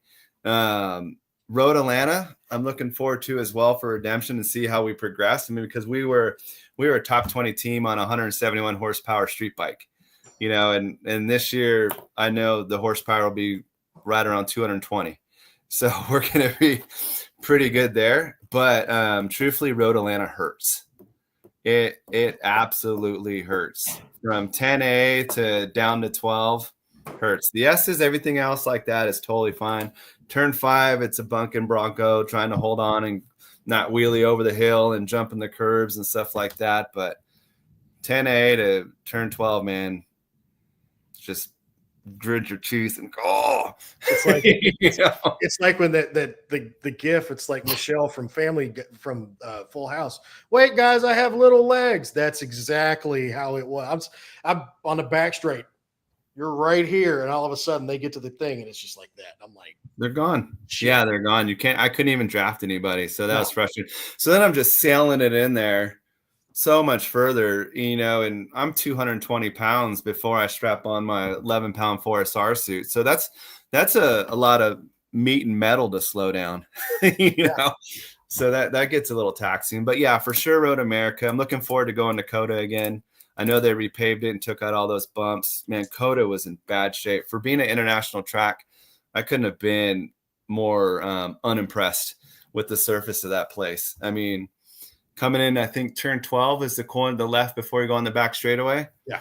Man, Talladega's track, Little Tally had better pavement than that place. And then down the back straightaway, it was so bumpy and just rolling hills. Like you wouldn't even be on the track. You'd be so far off, almost in the candy stripe, just trying to avoid all that stuff. So I'm really looking forward to getting back there because we had a good show in there too. Yeah. Mid-Ohio, I know quite well. I used to live in Ohio for 5 years, so I've been up there a bunch of times. And I was actually up there testing Hayden's 24 last summer. So I know what a triple R can do around that place. And, man, that was a lot of fun. That was the first time I actually, down that back straightaway or any straightaway in the last 3 or 4 years where I could actually pass people going straight. Instead of I know. He's like, so this is what this feels like. Shit. Yeah. We're out of purgatory now. This is great. Right. and man, my boy JD was giving me shit. He was he's like, man, it's gonna be good when you get on another bike. He's like, your other bike was slow. And I'm like, I know. Yeah. He's like, I'm on an R6, I can almost draft you. And I'm like, dude, shut up, man. A, I'm punching a big old hole for you. Yeah. And B, you're not wrong. I can't be mad at you for telling me the truth. This is horrible. So that's why, like at NCM, we're almost cutting the same lap times. It's like he's on a freaking stock R6 and I'm on a stock double R 2018, and we're both almost cutting the same lap times. And I'm just like, dude, it's all I got, man. Yeah. It's all the bike has. I think Chad, what's his name? Purdy. What's his name? Oh, Purdy, Pudry. Yeah, Chad Purdy. He posted a YouTube video for somebody asking about like line selection and lap time and stuff, whatever. And you could see it was like the second or first lap out. We're going, and he's on a Ducati V4 and it's right by me. It wasn't even close. And I passed him back going in a turn. I just freaking dropped a bomb on him in turn one and cut off his front tire, then slide a little bit wide, and he gets back by me and we get hung up, and then we just latched on again. But you could just see the speed difference. I mean, it's not even remotely close, Yeah. I think we had the first year we made Road Atlanta, it was, what was the top? Our top speed was like what, 163 or something, 164. And like the BMWs were at 185. We're just like, what are we? We're all looking at. I was like, well, I know you're top 15 through the S's. So if we can like maybe make the track nothing but the S's, and just instead of going up around 6, just hang that right that you have in Forza and just go up the hill and then come back down the hill. Can we make the track that, please? That'd be great. But, it didn't matter where we went. Everywhere we went, we were down 15 to 21 miles an hour. That's like at Coda chasing down Alex Arango last year. I mean, I finished a couple tenths behind him, just chasing him. But on the last lap, he was 19 miles an hour faster than me down that back straightaway. And I'm just sitting there freaking cat and mousing him, So even at Barber, I think we were down 16 miles an hour to Hayden. Yeah. I mean, we're literally the slowest bike in the paddock for stock 1000 anyways. We're right there with Twins Cup. A little bit over Junior Cup. That's hilarious. Twins Cup, some of the Twins Cup guys were a little bit quicker than us. Yeah, I think a freaking hooligan will go faster than that. That double R does, but we would have been mid of the pack in Super Sport on that bike. We'd have been toward the front of the pack there. Yeah, it was just we run Super Sport times. Yeah, on 1000. Not anymore, damn it. We're closer to Super Sport horsepower than we are to now. Bike horsepower. Think about that, right? It's almost like Super Sport's the old Formula Extreme class now. Mm-hmm. Getting close. I mean, they've got the where they won't allow the throttle to open up past certain levels on the 750 and the V2, but I think they're going to open it up a little bit just because of the way the R9 is. So we'll see. But I mean, the Ducati's got that new 890 coming, but they're going to run that. They're not going to run that this year. They're going to run it next year. So we'll see how that goes. I know Mickey doesn't know much about that motor, but what he does, he doesn't seem excited about that 890 motor, but whatever. We'll see. We'll see what happens. He's going to make something that's going to tear his arms off that motor to begin with anyway. So it's just anyway. We'll see what happens. Yeah. One question I do have for both of you is, with the whole KTM fiasco going on, you think that'll affect the Talent Cup at all? Trevor, you go first because you know more about it on an industry side. I can probably comment on how it might affect, parts distribution, but go. Yeah, just my personal opinion. My opinions do not reflect those of those of my employers. And I think Talent Cup's a flash in the pan. I don't think it's sustainable. With the engine supplier and stuff like that, and obviously we know there was with KTM and the cost of it. I mentioned it earlier. I know for a fact there's going to be OEM backed riders. Because it's the road to GP, right? So you're going to have these factories that are involved, the Yamahas, the Hondas, the whoever's of the world, going to try to groom a rider now, where you didn't really necessarily have that with Junior Cup, but Junior Cup was totally sustainable. You can go buy a bike at your local dealership, and this is like some special order and blah, blah, blah. So, man, and just in my opinion, I don't think Talent Cup's going to be sustainable. Flash in the pan, maybe 3 years, maybe 2 years. We'll see how many riders even make it through the season. I know the motors aren't lasting now. So if they can't get a reliable motor built, I mean, shit, they're going to go to one of the most taxing tracks they can for that motor right off the bat, which is a little bit, I'm nervous for Moto America to go on that world stage. Here's our new Talent Cup, road to MotoGP. Bike is junk. I hope it's not junk. I hope it's not. But the stuff coming out that I hear is not good. But we'll see. When I heard that it was happening, because I heard about it at Barber last year at Moto America. I was talking to Cora, and she had mentioned that, hey, something's coming. I was like, what are you talking about? Because she was still trying to get it to where she got released and go on the grid. And she's like, yeah, they're talking about some kind of spec chassis thing. And, you know, everybody's already got the bikes built, but now something's coming this year. It's not going to be, I'm like, okay. But I mean, that 350 motor that's in there, it's not really designed for a road race bike. That's why you've got, you know, you don't see supermotos at track days at Road Atlanta and anything with a long straightaway, because you got oil starvation problems.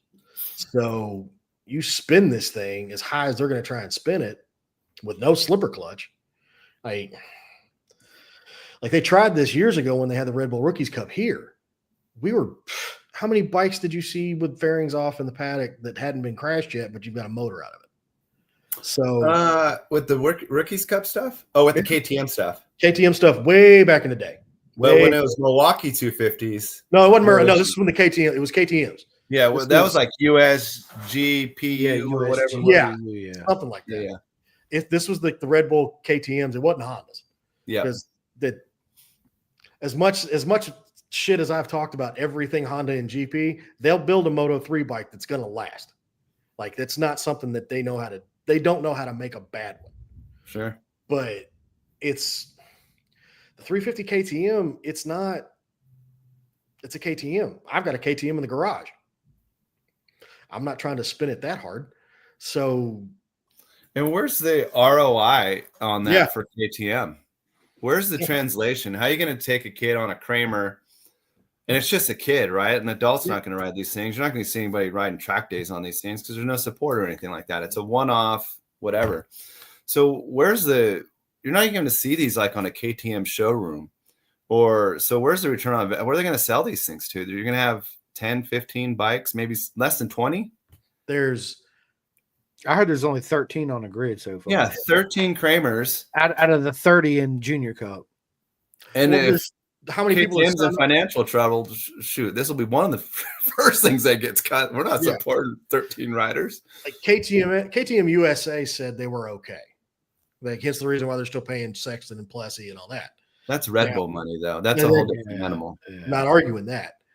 But, I mean, we're looking at they canceled Hard Enduro this year because KTM was the main sponsor. So there's no 2025 Hard Enduro this year series. So like parts, I mean, the manufacturing is going to kick back off in a couple of weeks apparently. But from what I was talking to Erica and Ryan and David, when all this came out, they were talking about, you know, hey, they're just bringing a parts trailer with them to the races. That's it. Oh. So I mean, an extra set of wheels is $1,000. Really? That's about right. You wad the bike up. Well, not for Junior Cup. How much is a set of wheels for a Ninja 400? Oh yeah, $300, $400. But I just try to Google Kramer. There's 2 sales points here. Yeah. So what's even a Kramer? Yeah, I mean, what's the return on investment for Kramer? And of course, it just pulls up, you know, Michael Richards from, you know, Seinfeld. Yeah, so, I mean, you get to drink from the fire hose. I love it. But hilarious. Like there's 2 Kramer sales points. There's Moto Corsa down in Florida, and then there's their main headquarters out of either Michigan or somewhere up there. Like I hope it does fantastic. I do too. I genuinely, I don't want people to think I'm shitting on it because it's just like I want it to succeed, but it's a big uphill battle. Yeah, I mean, I don't know if I don't know. There's other options for bikes. Obviously, NSF 250 is one of them. Yeah.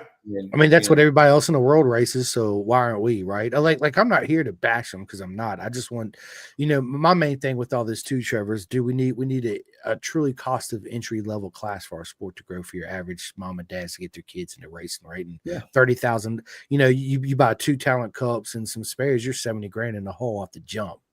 And that's just fucking ridiculous, right? Are they still doing the Ovali stuff with Moto America? They are. Okay. They're doing that's because Scotty's got a hand in doing it around to that. Yeah, because that was a big deal for a second. They're going around to all the nationals and stuff. And I know they're at Barber and stuff like that, but man, you don't see that anymore. So that's why I have reservations. Like, I think the Talent Cup now is just going to be a little flash in the pan. Like, they're doing one. I know Tyler O'Hara had one set up at, well, whatever it's called now, but it's Sonoma to me. Hawk Mazzato and them. Yeah. They were going to have an event at Sonoma that got rained out. And then I know Scotty's got 1 or 2 happening with his Southeast Mini Moto. And Correa got one with SFL? SFL Mini GP is actually sponsoring or hosting 2 of the. Yeah, they've got 2 events Moto too. America. So okay, they'll have it, but I would rather see a bigger investment into that Ovali Cup like they had at Barber. I mean, they've got the Ovali stuff on the Live Plus app. Yeah. I would Mini Cup. Mini Cup. Yeah.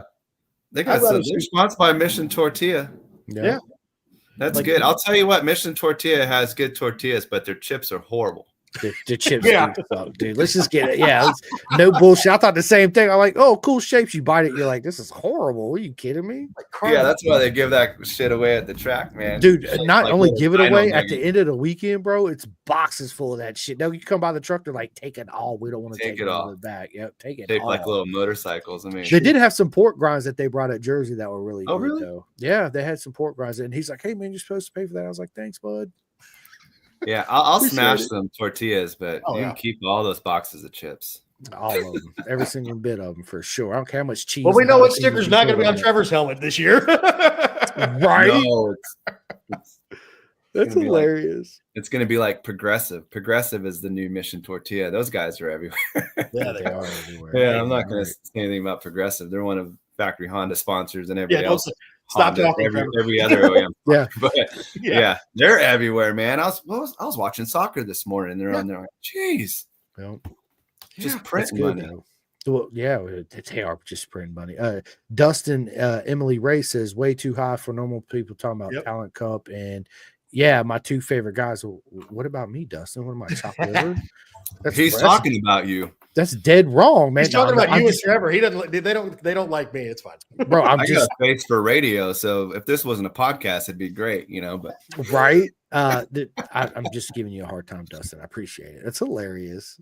He also says most working families don't make 70 grand a year, right?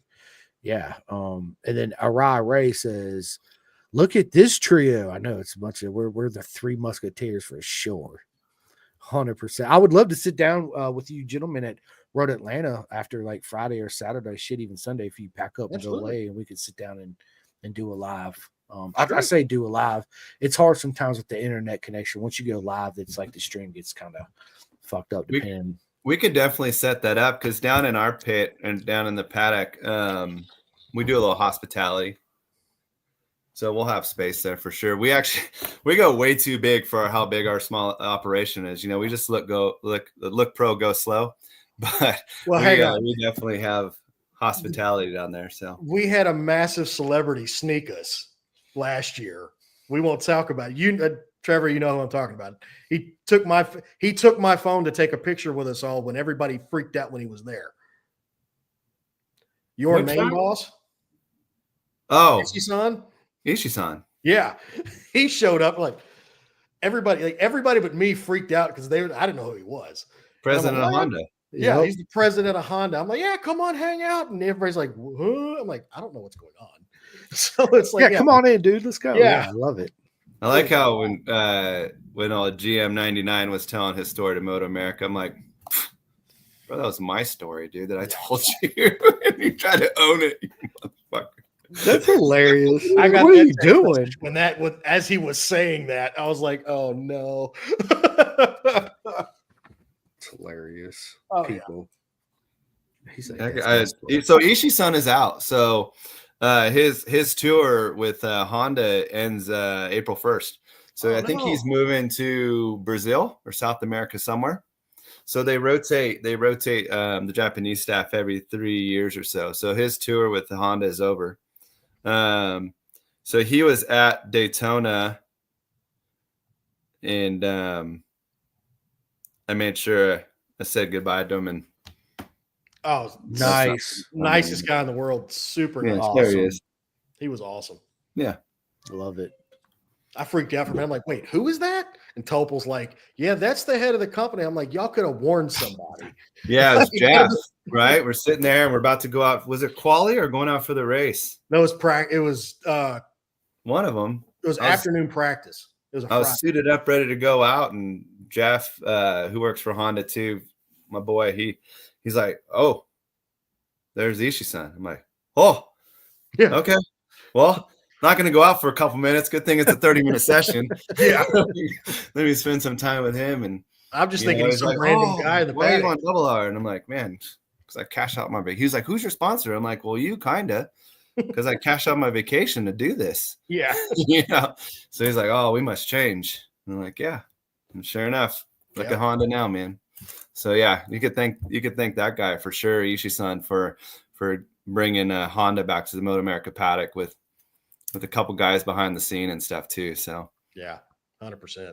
It's good to see, man. It's good for the sport too. Again, having Honda back in it. I'm always a Honda fan.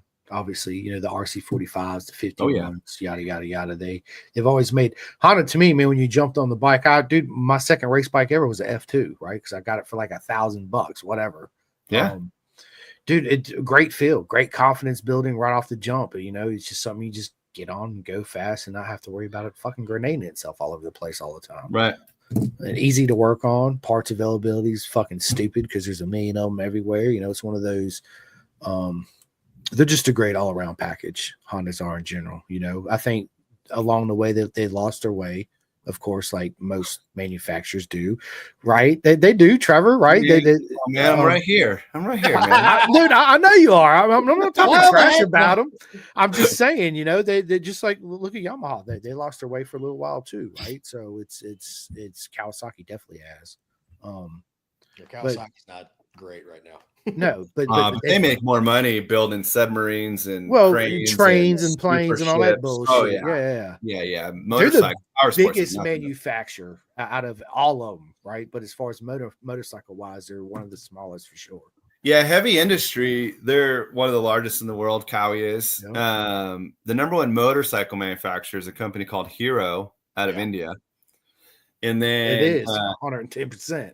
Yeah, they're the largest engine manufacturer, or not engine manufacturer, but motorcycle manufacturer. Mm-hmm. Honda is the largest engine manufacturer in the world. And then Honda actually just became the number one market share holder for motorcycle in the world with 40% market share. So almost 1 out of 2 anything motorcycle wise is a Honda.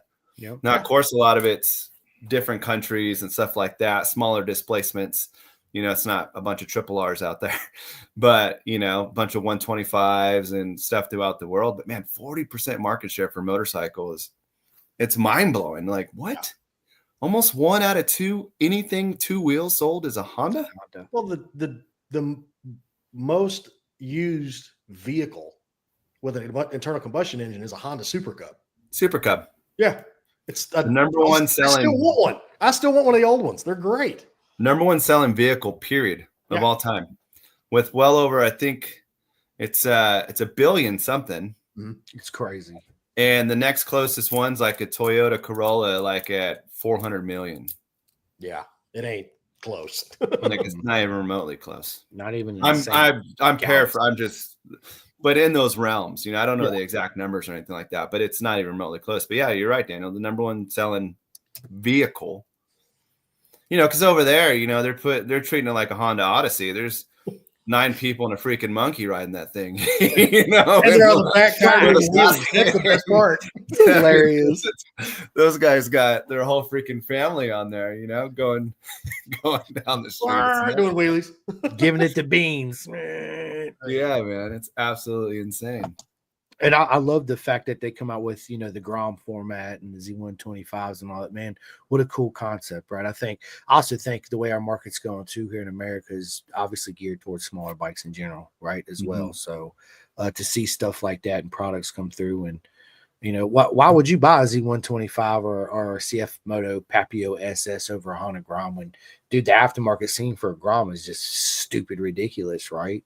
Grom's just a better bike, dude, and the build quality, yeah, and everything that goes along with it. I mean, that's what I'm personally going to buy. Like, I almost was going to go CF Moto just because, let's just be honest, I think it's badass looking. It's cool, man, with the little LED lights. Dude, it's cool as shit, dude. Right? But we need stuff like that in our market, right? Because it brings a different dynamic. It brings different people that always wouldn't buy a Grom. It gives them a different option where you can, again, put the little LEDs and make it your own little symbols and shit, which is really cool. The thing's got a phone charger already built into it, so you don't have to add accessories. I mean, it's the whole complete package. But again, you know, why would you buy that over a Honda Grom when there's so many cams and pistons and blah blah blah you can get for the Grom and make it your own, right? I've told a million people this. The most fun motorcycle race I've ever had was a Grom Cup race at Daytona. Straight up. I just saw Parrish making a number plate out of a piece of cardboard. He's making race body work for them. He is making body work for Grom Cup. He had a Sharpie and a piece of cardboard making a number plate for a Grom race today. I was like, when I went down and raced the barber, it was a dinner plate and a marker. I don't want to hear it. It was a paper plate. It was old school BMX rules. Paper plate with a Sharpie. Let's go. Awesome. Man, you hit it right on the head though, Chris. I mean, the Grom created a whole different culture, like this whole different subculture where you had like the Z125 come out in the Grom. So you have all this little mini moto stuff. And then they came out with like the Super Cub and the Monkey and now the Dax and stuff like that. So then you have all these vintage dudes coming in now as well. So when you go to like the Barber Small Bore event, it is like anything you could imagine. I mean, it's a rally for mini moto stuff, and it's all because of the Grom. You know, it's great, and it touches every sort of age bracket. You know, every sort of demographic, from younger guys to older guys that thrown from stunners to guys thrown on the back of the RV, or the guys like, I gotta have one because I had one when I was 20. You know, so yeah, it was cool.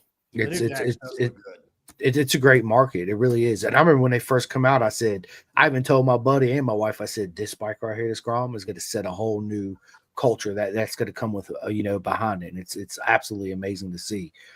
So yeah, I'm definitely going to buy me one. I got to get a 5-speed though. It's got to be. The 5-speed. It's a little bit of gift and a curse.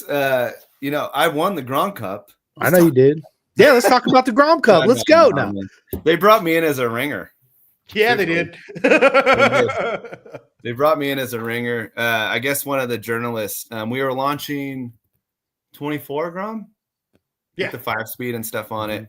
And one of the journalists got sick because they were doing the Grom Cup. And so I got the call, jump in there. And then I got with Abby from Iconic Bikes. So he was my teammate. And then the video. Drawing a blank. But yeah, we crushed it, man. That guy rips too. I think we lapped second place like 8 times. It was a 3-hour endurance race, and we lapped. Holy shit! Yeah, it was a lot of fun. But I've never been so sore in my life on a bike. Right? You'll be surprised doing, you know, just all 50 miles an hour, pin just as small as I could possibly get. Man, I'm not just cramping up, you know. And we're only doing big track, or were you back in the practice, like the back there in the proving grounds back there, and hitting that bank, man, that thing's crazy. And you're sitting there, you're just G'ing out and you're dragging everything. And but yeah, really cool race. I think we had the minimum stint, so it was 3 of us. So we at least had to ride like 50 minutes apiece. And our third rider wasn't gonna make, he was cramping up too. And so Abba and I like, what are we gonna do? And then we just got lucky that it got too dark. So I think we got a little bit of a rain delay, and then it got too dark. So they cut the race like 15 minutes early, and we were going to make time. Okay. So, yeah, but super cool, man. The bike's a lot of fun, but it's one of those things like with me on it, I go back and forth, 4th gear, 5th gear.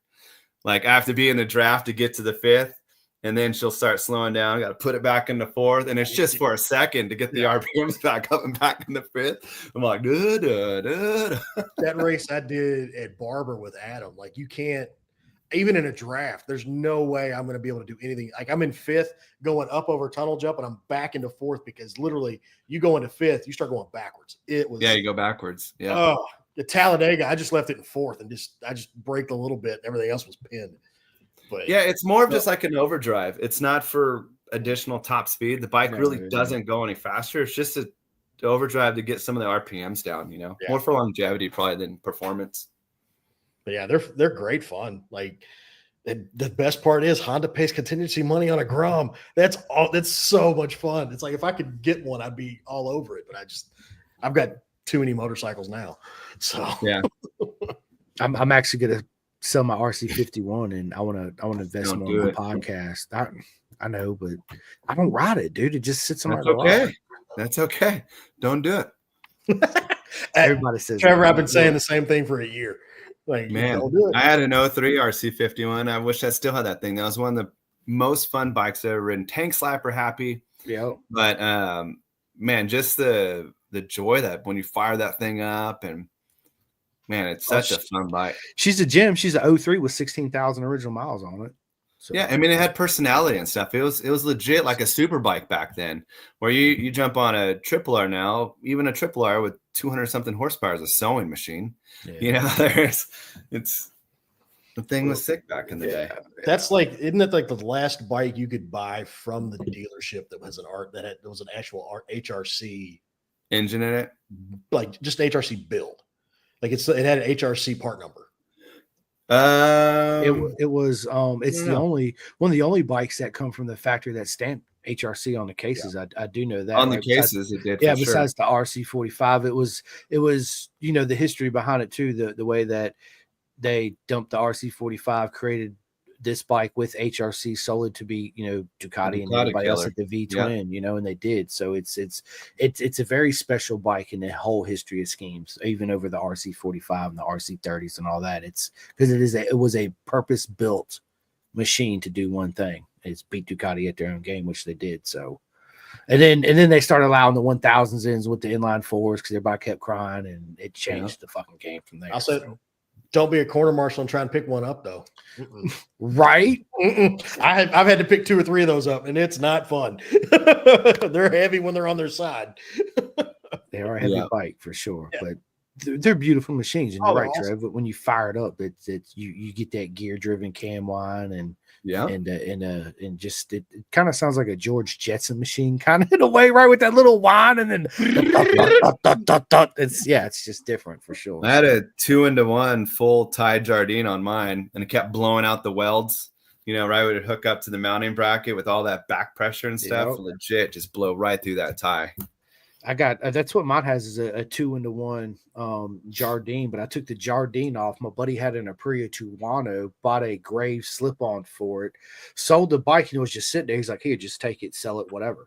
So I'm sitting in my garage one night, and I was like, I pull out my calipers, I measure. I took the Jardine can off, and I measured the end of that. I was like, "This son of a bitch will slip right the fuck on," right? So I brought out my Sawzall because I had to cut like this much of the pipe out because of the way the Pro one come out, and it turned and it kind of went like this. There's no way it would have been sticking way the fuck out here. So I slipped that son of a bitch on, put it on, and man, dude, it made a world of a difference in sound. That thing sounds like a literally like a V8 right now. It's crazy. Yeah.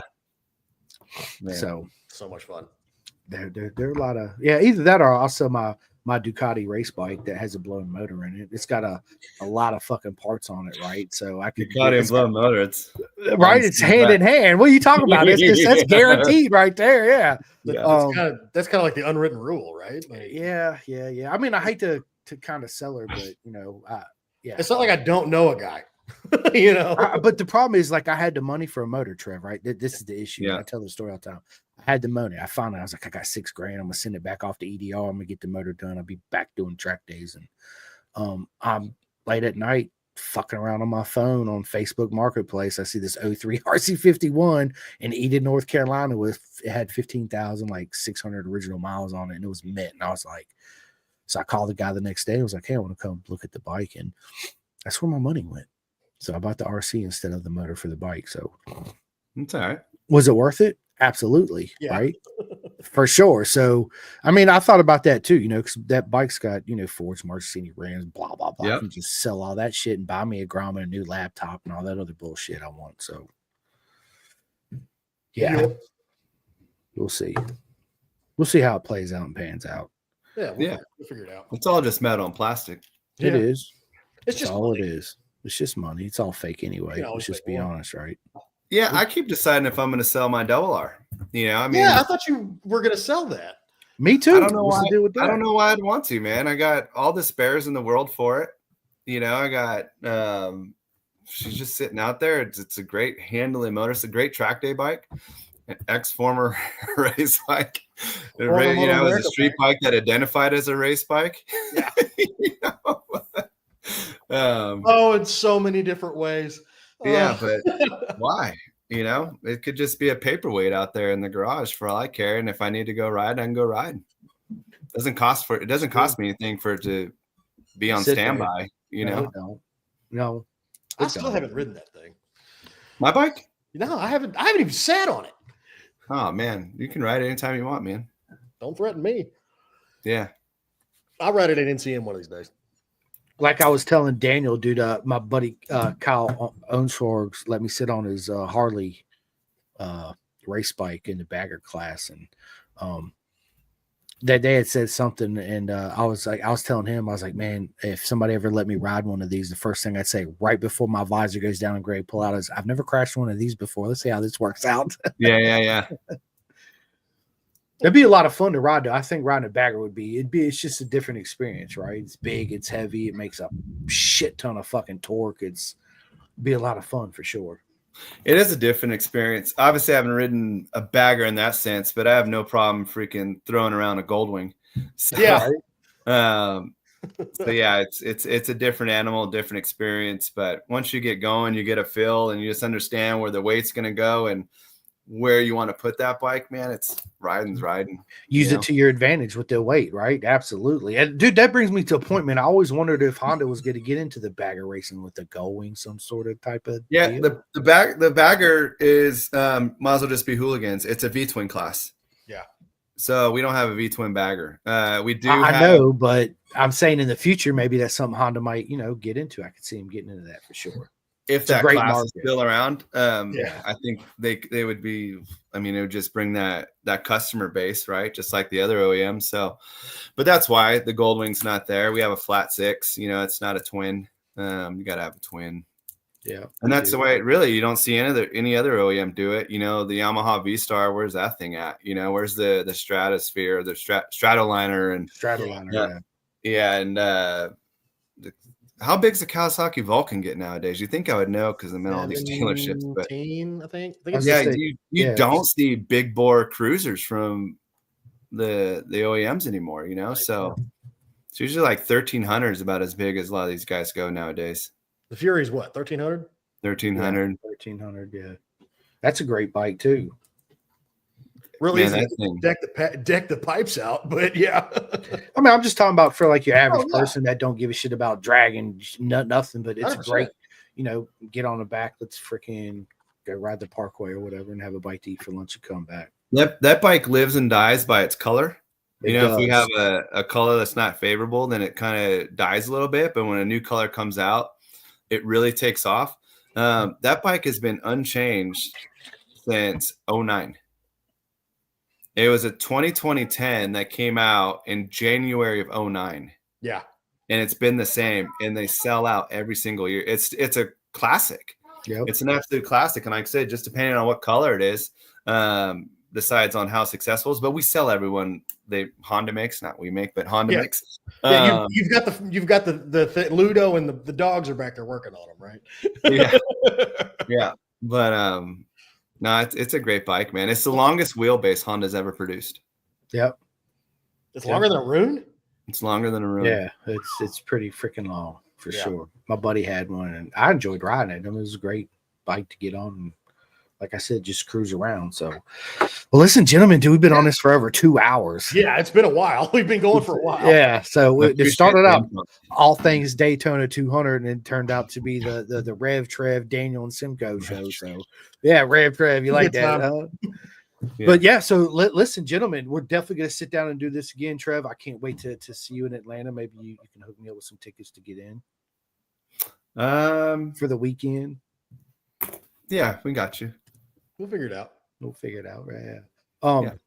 But yeah, listen, gentlemen, it's been a lot of fun, dude. We'll definitely sit down and do it again when we get up in Atlanta.